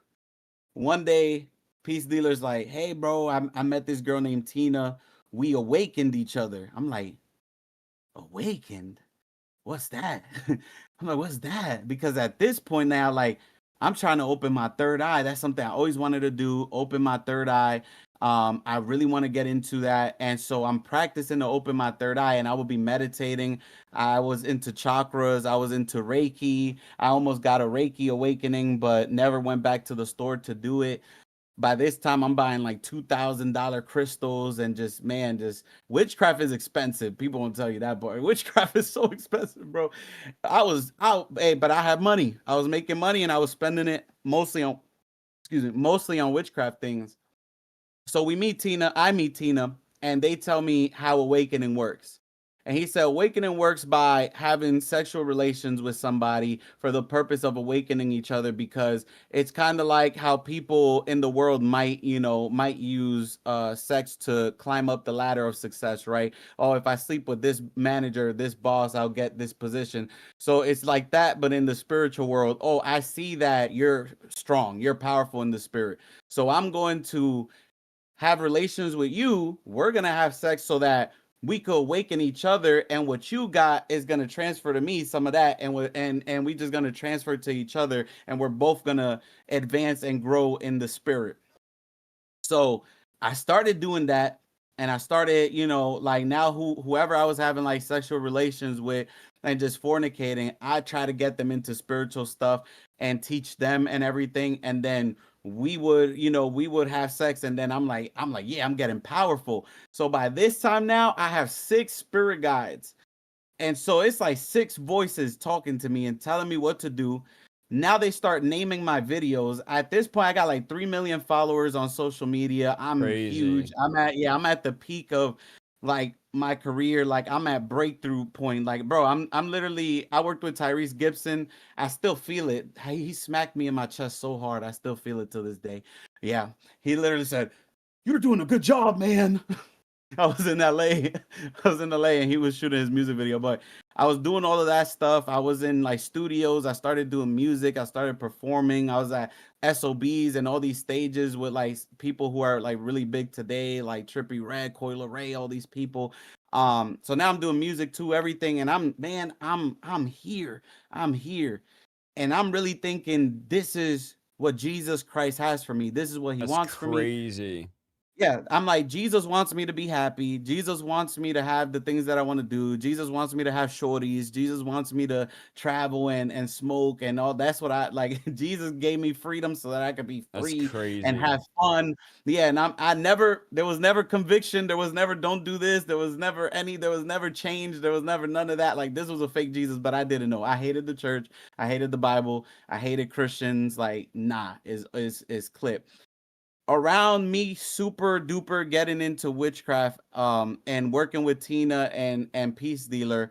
My mom, and I'm living with my mom still. My mom becomes a Christian again out of like a miracle moment. Like Jesus saved her from like this crazy moment where police called her, said she had to turn herself in because my dad is gonna get convicted for a hit and run murder from 2005 with her car, and he was saying she was an accomplice, and Jesus just saved her Wow. out of that. Yeah, saved her out of that. She gave her life to Christ, went back to church, and my mom became my mortal enemy in my house. I used to bang the door in front of her face. She used to invite me to church. I used to slam the door in her face. She used to bring sisters over to the house. I used to run out there and call them witches. And I really thought Christians were my enemies. And I said Christians are evil and demonic and that they're all possessed by demons. That's what I used to It's view Christians crazy. like. Yeah, so I'm doing all of this in my bedroom. My mom don't even know. And every day now, me, Tina, Peace Dealer, we're going through like spiritual warfare that I think is like good stuff. And we're praying for people. And we're praying for celebrities. And I became like a hunter for them or something. And I will go out and search for people on social media, get their pictures, screenshot, get all the information I could, gather it, and then I will like do rituals and pray over the pictures and everything, and then I'll send all that information to Tina, and Tina will do this thing. She said she called herself the Queen of Light, and that she was the reincarnation of the Queen of Light. And they only knew that after awakening, like who they were reincarnated as, who they really are as their higher self in the spirit.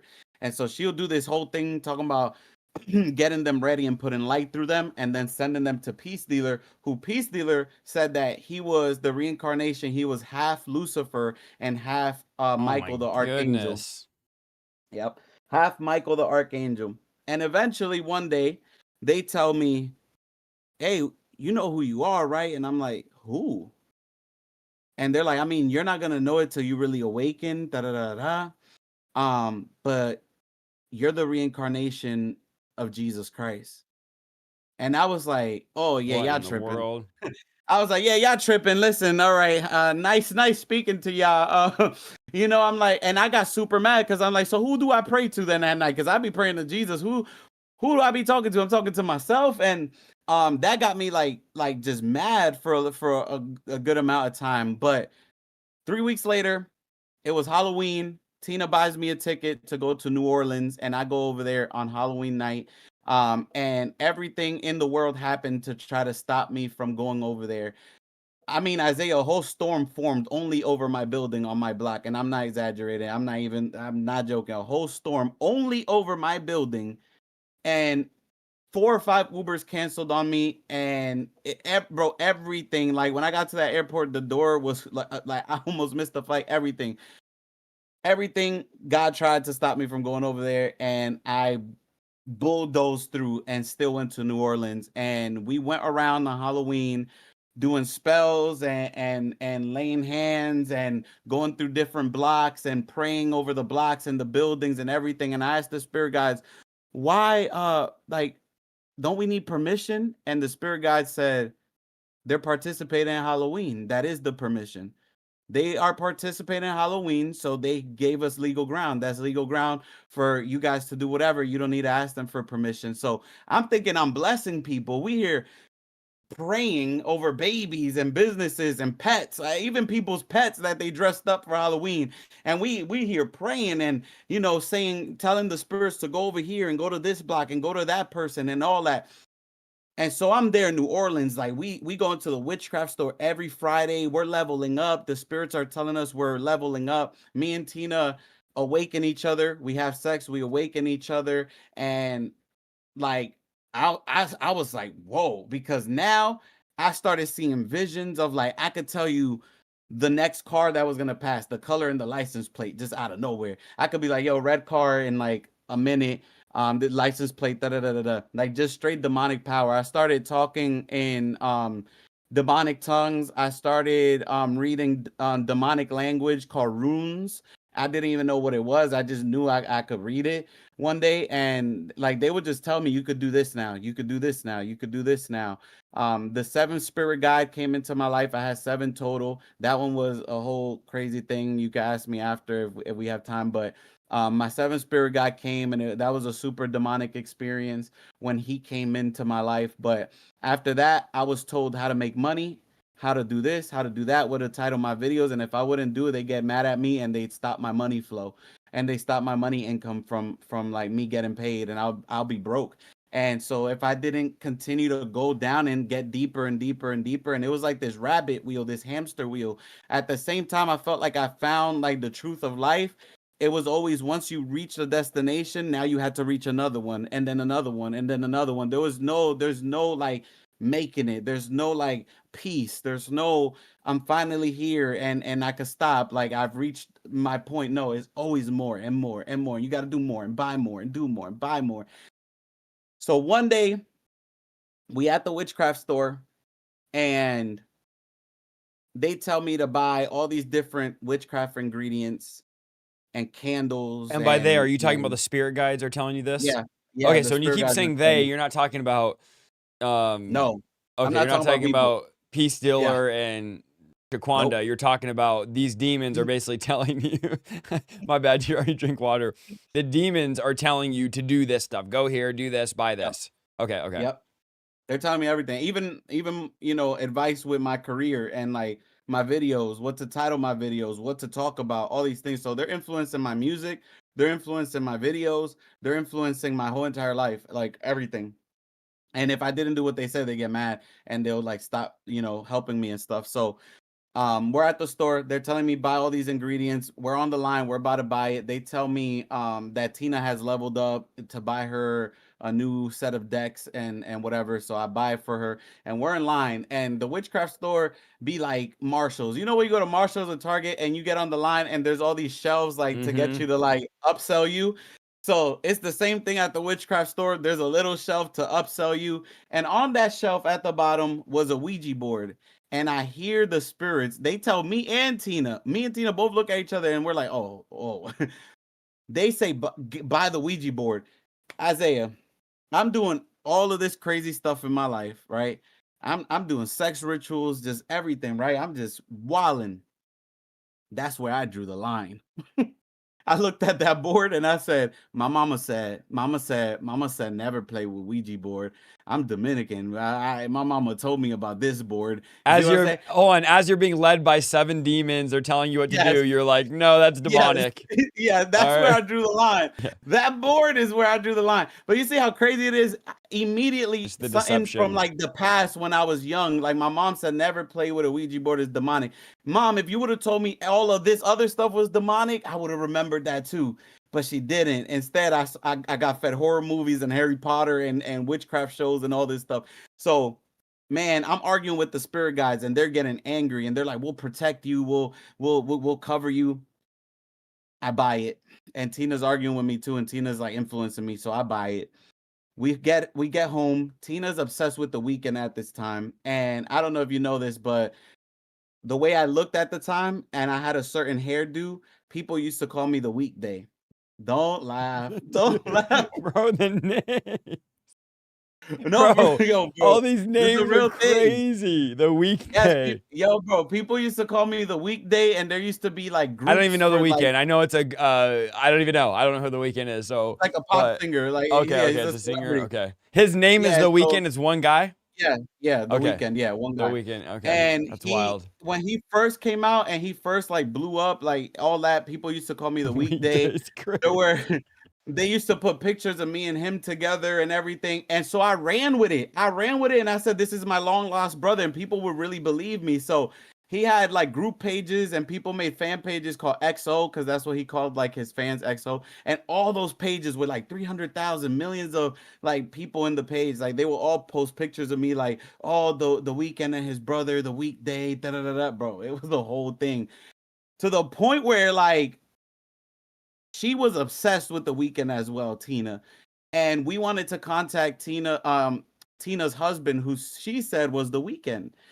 And we had to contact Y'all are crazy. we had to contact his higher self. And so we started playing the Ouija board. I'm a fast forward. We play one round, and we spoke to like a little kid supposedly who got like murdered by his aunt or something. That's what it said. Then the second time we played, we just no, the first time we got nothing. The second time was the kid. The third time we started getting some information, and I had a book of like shadows or a grimoire that I would write with blood. And whatever I wrote in that book, Isaiah, if I would give you that book, it was so demonic. If I would give you that book, you opened it, you wouldn't be able to see what was on there. Like there, like I did witchcraft on that book. Like you wouldn't be able to see what was written on there. Only I open it and would be able to see what was in that book. And I would write all the sensitive information in blood on that book, and then we had a notepad to like log the conversation. And eventually, after the third time we played, Tina did everything wrong. She like broke all the rules and everything that we were supposed to do. She broke everything, bro, and she got me so upset like during the game. A lot of times I'll be like, Tina, stop. Like, we gonna get possessed. Like, you're gonna let a demon come in here. And man, As you're we following stopped your playing. 7 spirit guides, your 7 Yes. demons. Yes. Which I thought were angels, by the way, like guardian angels. So I'm like, these my angels. So we finished playing the third round, and I tell Tina, like, hey Tina, you really need to follow like the rules. Like, like we're gonna get possessed or whatever if you don't do like the right thing. Isaiah, we're sitting crisscross applesauce with this board in the middle of us, and we're looking at each other face to face. Bro, you know And you're gonna make me laugh if you say stuff like crisscross applesauce. You're just all right. Go ahead. Go ahead. You're that's all sitting. I You're know. sitting It's all I crossed, know. legs crossed. Yeah, yeah, crisscross applesauce, literally. So we're sitting face to face, candles lit, da da da, and crystals everywhere. Isaiah, her eyes turn black, pitch black, just boom, like the movies, like when somebody gets possessed in the movies, just pitch black, boom, and her voice changes and starts cursing me out. What the who you think you talking to? Like this deep, like it felt like three voices at the same time, like this deep, just demonic voice. And her eyes were just black. And man, I took my legs out of crisscross applesauce and I got up super slowly, and I kept eye contact with her the whole time. And I exited the room. When I was closing the door, we were still making eye contact, like to the end, like literally just like this until I shut the door. Man, bro, it was so scary. I went to the bathroom. I took a poop. That's all I could do. What else could I do? And I prayed. I prayed to Jesus, and I said, Jesus, you see, this is why I didn't want to do this. I spoke to my spirit guides. I mean, I spoke to my spirit guides more than I did Jesus, or Jesus that I thought was Jesus. And they was like, just do it one more time. We got you. We'll protect you. I'm like, this is what you said, and look what just happened to Tina. So I go back in there. Me and Tina go over the rules one more time. I go through it with her. She's back to normal. I'm like, do you know what happened? She don't know what happened. She's like, what are you talking about? I'm like, all right, Tina, we need a safe word. If you start feeling weird or like you gonna get possessed or something's weird, can you just say peaches and we'll stop? So Bro, our safe word was, I knew it wasn't gonna be something normal. It had to be something crazy it like had to be peaches. random. Yeah, because it's I like knew it wasn't gonna be you like help, stop, no, don't, no. no, It had to peaches. be random, like, just super random, because it's like, if we're doing all this, like, and you just be like, help, I don't know. It's the peaches sounds more like random, that, oh, something's happening. So peaches was the word, and we go back in and we get all the information or whatever from the weekend's higher self. When I logged back into Instagram that night, the weekend blocked me. What? Yes, I don't know That's why. It was weird. crazy. It was weird. He blocked me. I'm still blocked to this day. But that night we That's put everything bizarre. away. That night we put everything away. We had we smoked, we lit up sage, we saged the whole bedroom, everything, and we went to sleep in the same bed. It was like a twin size bed, and we just shared it. And I'm there sleeping, and I don't know at what time, but I opened my eyes and I couldn't see Tina next to me. There was thick smoke that like so thick I couldn't see Tina, who was shoulder to shoulder with me. And I'm like, yo, what's going on? I wake up Tina, and as I'm waking up Tina, I see something jumping and dancing through the smoke in the middle of the room. And I'm like, Ugh. what am I looking at? And Tina wakes up. I'm like, yo, I think I smell it. I'm like, I think like a little ember stood burning on the sage and we didn't put it all the way out. So that's what it was. We did that. We opened the windows, we aired out the room, and I felt like sick, but not normal sick. I felt sick. Like inside, deep inside, like my soul or something felt sick. And I started having visions of drowning, drowning. And I start thinking about like one of the spirits or whatever we spoke to said that they drowned. And I'm like, I'm seeing myself drowning, and I start feeling like I'm not gonna be here anymore. And so I go back to sleep. We wake up the next day, like at 10 in the morning or something like that. And by the way, this is where Jesus saves me this day. We wake up. I'm feeling sick. I can't eat nothing. I have everything I try to put down, like just came back up.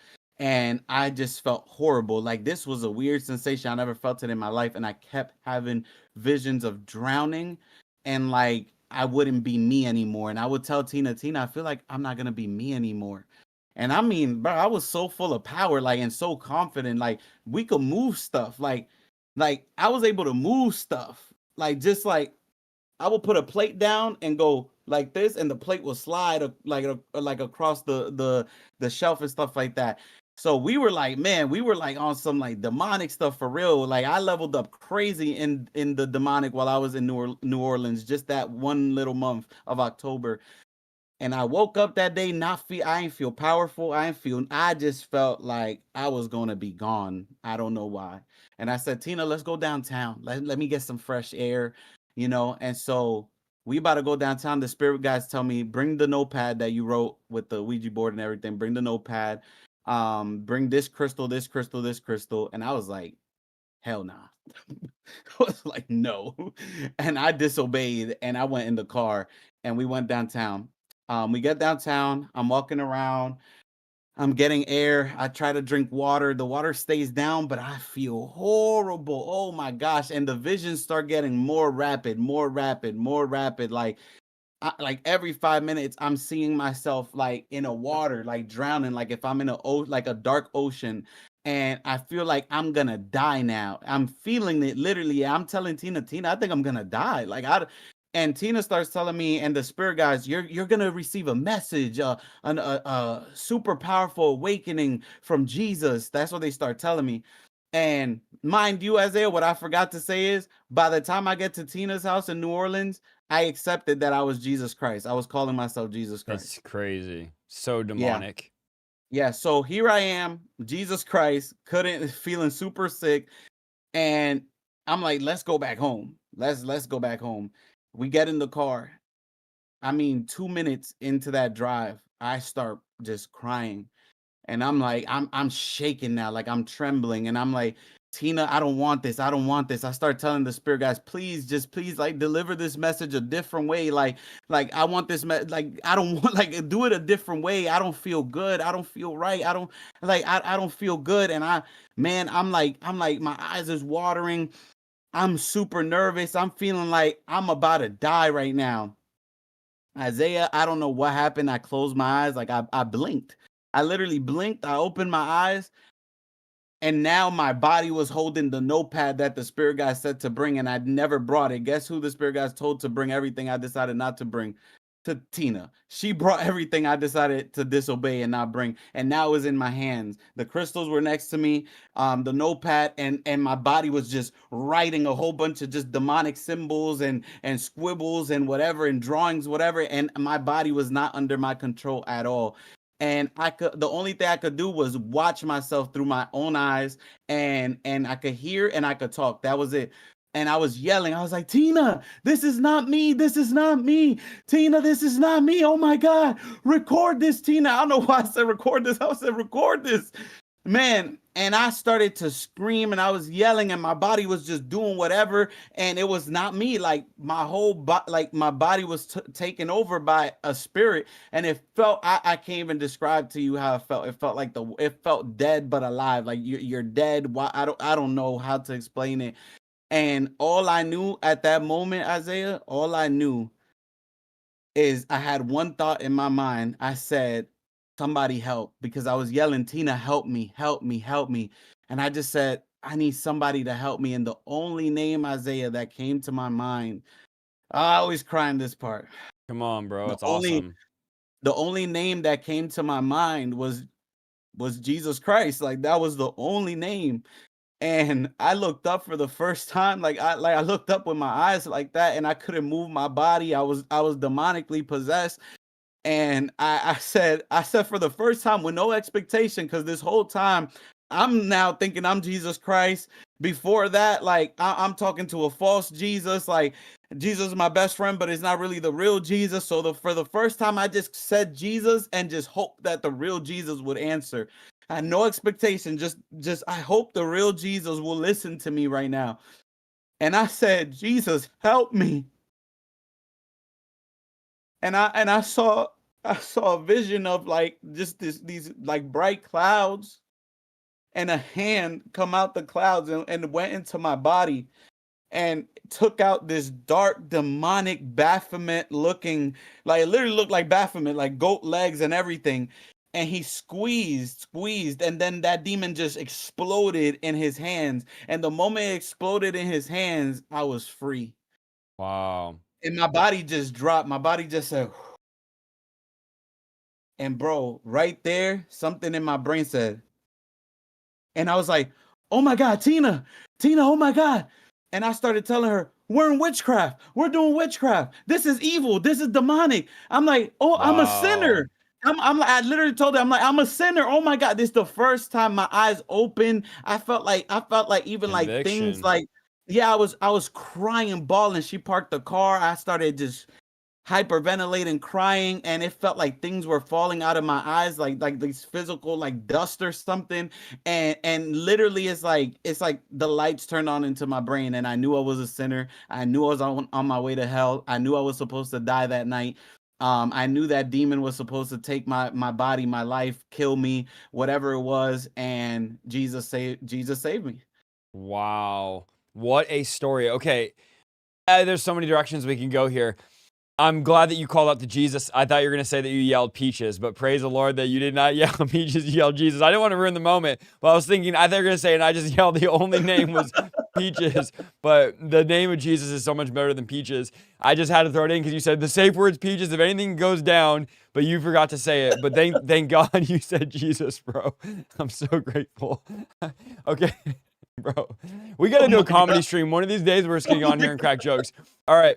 So give me in 2 minutes, because we're almost at the 2 hour mark. And 2 minutes from there, what happens? Are you going to church? Do you go through well, you got delivered right there, but did you go through deliverance? Did you go to church? Because I remember many years ago, I mean, you know how many, I don't know, 4 or 5 years ago, maybe longer, Pagani was like, yeah, there's this like famous guy that got saved. He's coming to my church. And he started like showing us your pages. You had like millions of followers, all of that, and all this stuff. This is, I think, probably when you got saved or around that time. Just give us a quick in 2 minutes, your journey from there. You get radically encountered by God. Now what do you go to just church? You start throwing away all your stuff. Like, just give us a synopsis of what happened after that. So I got saved 2017. No, sorry. Jesus saved my life. That was October, early November 2016. Okay. I came back home and I wrestled with God. I threw out all my witchcraft stuff. I got rid of everything. I repented. But I wanted to be an atheist now, and I wrestled with God all the way up to February, I don't know what day, but February 2017. I told God I hated his people, I hated the Bible, and I hated I hated Christians, hated church, hated the Bible. And I said, why should I go to church? And my mom kept inviting me. I'm like, why should I go to church, God? And I gave the Lord a list in order of all my grievances with the church and how much they hurt me and just everything. And that night, Isaiah, or one night, I go on YouTube and in big, like the big, like suggestion video, like, oh, recommended for you. It was this old white man with a Dumbledore white beard, bro, and a slick back white hair, pure white. The video had 0 views, and the title said, why you should go to church. And I click on it. Wow. I click on it, and Isaiah, no cap, bro. Word for word, or should I say, in the exact order I complained to God and That's my complaints, crazy. he answered in that exact order every That's single one of my crazy. grievances. And I never saw that video again. I clicked like, I never saw it in my history again, never saw it in my That's likes insane. again. It was gone after that. It's like that video, bro, 0 views. That video was like waiting for me Crazy. to, and it said uploaded 7 years ago on top of that. That's insane. I still remember it. And bro, the way God moves is crazy. And I decided right there I would go to church. I told my mom and she was super excited. And we go to church, and the person who ruined my, just ruined my view of Christianity was my father, a Yeah. man Dominican, from Dominican Republic, evangelist. And God will now use a man, Dominican, from Dominican Republic, evangelist, to restore it. That Crazy. first day, that Crazy. first day that I came back to church. And I'm sitting there, watching the service, and I tell my mom, I see a white glow around this man. And my mom's like, oh, see, Papi, that's the Holy Spirit, Papi. And I'm like, okay, cool. Well, whatever that is. I didn't even know what that was. I'm like, whatever that is, okay, cool. And he calls altar call at the end. And I tell my mom, even before that, I'm like, why does he want to talk to me? Why he want to talk to me? Why is he? I just felt that. I'm like, why? What he got to tell me? And my mom looked at me crazy, bro. My mom looked at me like she regretted inviting me to church, bro. And bro, listen, he calls altar call, and he walks by everybody. I think almost the whole church went up there to the altar. I stood sitting now. He walked by everybody and walked directly up to me. And I just looked at my mom like, like, and I get up, bro, and I didn't know what ministering was. I didn't know that God could talk through somebody. I didn't know any of that stuff. He just starts talking like if it's just God. Just God said, let me borrow your mouth, bro. And he starts naming everything. He said, I saw you in your witchcraft. I saw you, your crystals, your tarot cards, the yoga, the chakra. Starts naming all my sins, That's like straight up. crazy. And he's like, I saw you there, and I was with you, and I love you. And Satan tried to kill you. He tried to take your life, but I saved you. I love you. I love you so much. Wow. And then he said, welcome back, my son. And I Wow. gave my life to Jesus Christ, bro. And I didn't make it to Pagani's church till 2020, but Okay. yeah, 2017 is when I got saved and I gave my life to Jesus Christ. And yeah. That is amazing, bro. What a story. Okay, last thing, and then we're gonna close out here. What happened to Tina? Everybody wants to know. Tina was right there. Everybody asks me this all the Dude, what time. happened? We gotta find her. Am Tina, I are you out there? Peaches, am I Tina, Peaches. Call am us, I text. Tina's keeper? Am I That's Tina's keeper? But no. crazy, bro. Tina tried to murder me. Are you serious? Yeah. After you got saved? Yeah, Tina, Bro, your so stories are so wild. so Literally. plot so plot twist. I told you, Peace Dealer met Tina randomly. They had sex, awakened each other. He introduced me to Tina. We became like a trio. Then I end up going to New Orleans, meeting her, awakening, da da da. That's not really how the story goes. The story actually goes, Tina is the mastermind behind everything. She was actually part of a real occult, real demonic, satanic occult. Like they meet up in the forest they do sacrifices, all of that. And I guess I was on their agenda for some reason, somehow. Like Satan just had my name on the agenda. And she tried everything to come to the Bronx, to my home. And there was absolutely no way. I didn't even know at the time, but there was absolutely just no way that she could make it to my home. Every single way that could have led her to my home, like God just blocked it. Like I know it's God now, but God blocked it. And I felt like I was going to die that day. And until Tina got onto another, she was in New York. She was in New York. at the airport, and there was no way, everything was blocked for her to come to my home. And I felt like I was gonna die that day. And literally until she got on the flight back to wherever the heck she went to, that's when like that feeling of like I was gonna die left me. And I confronted Tina about everything that the Lord revealed. And her response to me was, I'm a great actress, I know. And God loves us even if we sin or sin. That was her last message to me. So you have not talked to her since? Nope. That is crazy. Okay, I had to ask you because the chat was asking you. All right, before we close, what's up with the book? Because listen, the whole chat, by the way, loves you. They think you're the funniest person ever, and they're like, you need to have a mini series. You need to do a part 2. Can you have them on next week? We're 2 hours in, guys.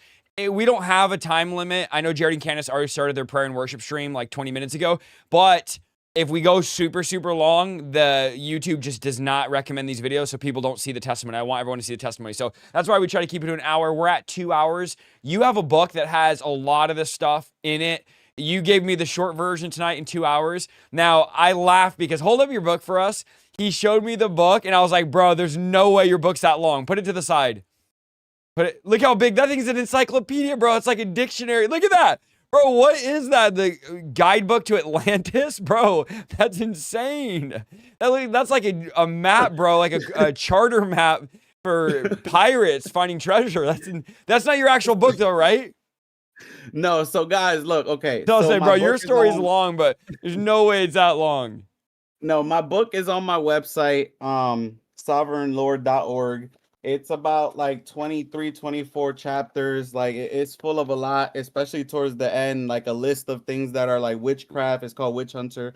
I expose witchcraft. It's my whole testimony, but I also expose like witchcraft in the church. And you might not even know you're in witchcraft, how to break out of witchcraft, how to break out of manipulation, control, intimidation, which are all forms of witchcraft. A list of things that are witchcraft, things that you got to throw out from your house that you might not know you got to throw out, and just everything, and just how to break free of generations of witchcraft and trauma and abuse and just all of that stuff. And then literally my whole entire story in here. But does it come in a big book like that, or is it an ebook, you said? No, it's an ebook. Yeah, it's an ebook. Okay. I don't have it physically yet. Hopefully, y'all can support me enough. Bro, that's gonna be some expensive shipping, bro. That's gonna be like $25 to ship that. But hopefully, y'all can, if y'all support me enough, we can have a physical copy one day in Amazon. But for now, it's ebook. So if y'all want to get it, y'all can get it. And the Amazon guy's gonna bring it on a dolly, dude. He's gonna come out with a dolly. Bro, I'm sorry, dude. It's contagious. Your humor, bro, jumps on me. You're the only guest I know that I can joke with. This is just a sample. That's only a small version. Wait, bro, that's only the sample. No way. This is just the sample, y'all. This is a sample, guys. The real book now is the real book is gonna be life size. This one is a sample. I'm crying physical tears. No way you just said this is only a sample. I'm gonna throw up. Oh my god. Oh my goodness. Now, is the ebook version, are you able to email that size of a file, or do you have to go to like a Dropbox link to download that? So basically, when you get it, when you get it on the website, a drone has to come to your house and literally install the file into your phone. Bro, stop. One of them Walmart drones comes to your house and literally you hold your phone out and the file starts to down, but you're gonna have to stand there for like 30 minutes to download the whole thing. Okay, I can't breathe. I'm gonna throw up. Praise the Lord. Laughter is Isaiah, so good. wait. Isaiah, wait. You gotta, okay. For the older people though that don't know the internet, we're joking. If you get the book, it'll download immediately to your phone or your Kindle or whatever reading device. And when you download a big file and it says, "Would you like to scan for viruses?" It's like, bro, no, that's honestly amazing. We're just joking, guys. Something just fell. Peaches. Peaches. Something just fell in my office. That's creepy. What was that? Okay, help me, Lord. I thought the rapture was taking place right now. Really though, guys. Guys, really, the book, it'll download right away. It's good. Everyone in the chat that's read it is like, the book's amazing, the book's so good. So legitimately, everyone's laughing. He's a total comedian if you go on his Instagram, so I could make fun and laugh and joke with him because he's hilarious. But thank you so much, bro, for being on. I'm going to send you something tonight. We definitely probably have to do a part 2 on like a topic because we didn't even cover everything and we're 2 hours in and we didn't even get into, you know, some of the stuff I wanted to talk about. But you have such a powerful testimony, powerful story. It was just a matter of time that we were able to get together and have you share on the platform. So I've never laughed this much on a podcast. I haven't had a 2-hour podcast in years. And bro, you're just hilarious. Everybody this whole night has just been saying, I'm crying, I'm laughing so loud. One lady said, I'm so glad I live in the country because I'm laughing so loud. Everyone, Billy, best live ever, Julie said. That's hilarious, Bro, man. listen. I'm laughing so hard, bro. It was fun. God really blessed my life with joy, bro. If it wasn't for joy, I wouldn't have gotten through like just a life of rejection and abandonment and just a whole lot of things. So I just thank God for that joy. Also, bro, I was gonna ask you, could I promote one thing if that's okay with you? Absolutely, go ahead. Okay, this one to me is more important than a book, is more important than my shirts or clothing or anything else. Okay, hold on. Before you tell us, people are asking in the chat, what is the website for the shirt, the book? Say it one more time before you. Okay. It's sovereignlord.org. Okay, sovereignlord.org. Okay, go ahead now and tell. I just wanted to make sure because I'll forget and the chat keeps asking. I don't know. Do you want me to type it? I got the chat here. Oh, the moderators are typing it right now. My mods are, bro, they're so fast. Yeah, they're so fast, dude. Before you finish your sentence there, we're going to already have it linked and typed. But okay, go ahead. The one thing you want to promote that's more important, you said. Yeah, so it's been 6 months now, thank God, and I still don't know why me, and it baffles me and blows my mind all the time. But God has really raised me up to disciple people, and I have a camp called Sovereign Camp. Literally is Holy Spirit filled, and I just been discipling people for 6 months now. A lot of them is in the chat. Just watch. Hey, if you from the camp, drop them camp emojis right now. Go ahead. I was wondering what that was. I'm like, what are these people putting tents in the camp all night? Okay, now I figured out the tent emojis. Bro, people getting baptized, people's life changing, people coming out of the occult, people just lives being changed, and I can't believe what God is doing. And so I don't know who's out there that might be needing, discipleship and community, but we do have a beautiful one on Discord. I know Isaiah has a Discord too, but we're super active on there. We got everything from movie nights, Bible studies, prayer calls, like you name it. We have it, and I'm super intentional about building relationships and really pushing people out into the world and discipling them and just getting people out of occults and trauma and abuse and just people getting healed and stuff like that. So now this is not for those asking. There's definitely some seasoned veterans, some oldies but goodies in the chat. A little bit people are a little bit older. They're like, "Where's the camp located?" This is a virtual camp, right? It's on Discord. Yeah, it's on Discord. We do like, we're very strict. We have after a certain time getting to know people and their fruits and stuff like that. We just finished our first camp trip where we all came together. I hosted 12. So you had actual okay. Yeah, I hosted 12 people in my home, and we did baptisms, deliverance, like That's amazing. healing, everything. God has just been more than good. Like, I cry every day about what's going on in the camp. Shout out. Okay, so how do they get into this? You have to have Discord. Yeah. Where do we get the Discord link? What do we type in? So it's discord.gg. Is that how Discord works, right? It's .gg, right? Yep. Yeah, discord.gg/sovereign-camp. Okay, so discord.gg/sovereign-camp.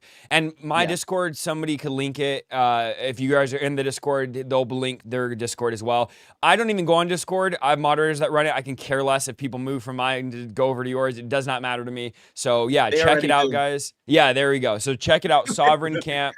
Get connected to it. I be seeing people with your badge pop up. I'm like, I know where you came from. Yeah, so get connected to it, guys. That discipleship. Bro, thank you so much for being on tonight. We have to do it again. I'm dead serious, bro. We need to just get on and tell stories and laugh because it's just hilarious, dude. You're so funny.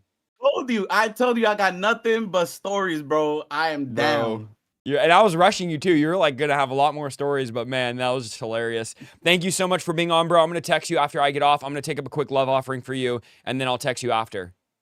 Thank you, Isaiah. I appreciate you, man, and I love you, bro. All I right. love everybody watching. Thank you. Love you, man. We'll talk soon. All right. God bless. Okay, guys, that was definitely the funniest stream, the funniest podcast we've ever had. I felt freedom to joke with him because he's constantly joking as a comedian. So that was hilarious. But the story was super powerful. I don't want any of the humor to take away from the reality of the deliverance, the power of God, and him coming out of the occult. I want to sow into his ministry. That's the bottom line. We do this every single podcast. I want to sow into his ministry. I have a few announcements to make, and then we'll send you guys all the Jared and Candace's stream. So give something, guys. Give something. Give somewhere. If you sign up monthly on my website, you'll get my book for free. You'll get 70 sermons, all of that. You can do that on IsaiahSaldivar.com/partner or scan the QR code. But I'm asking whoever was blessed tonight, if anything, you're blessed by laughter, okay? What a powerful testimony, but we laughed so hard. I don't know how long I went off camera because I could not stop laughing. I was crying. I was physically getting sick to my stomach from laughing so hard. But let's partner with his ministry. Let's sow into his ministry. I'm going to sow into him tonight. You can give on my website, give on Venmo, give on PayPal, give on Zelle, give on Cash App. Let me answer a question. If you give on Venmo, it's going to ask you for the last 4 digits of my phone number, but you can choose to give anyway. You could ignore that and just give anyway. There's a little option down there that says like give without confirming. Just go ahead and do that. You don't need the last 4 of my phone number if you're on Venmo. There's the links to give. I'm going to give you guys 2 minutes to give. Emmanuel said had so much fun. That was so fun, bro. That was hilarious. I've never laughed that hard on my podcast. I'm going to give you guys a chance to give there, sow into his ministry, sow into what he's doing. And then I also want to announce quickly some dates I have, which I'll post on the website very soon. But let me run through these really quick. This is September 12th. I'll be speaking Friday night in Dallas, Texas at Christ for the Nation Institute in the Institute building for their conference. They're having a miracle and deliverance conference. I'm preaching on deliverance, September 12th, Christ for the Nations, Dallas. Go to my website to register. October 5th and 6th,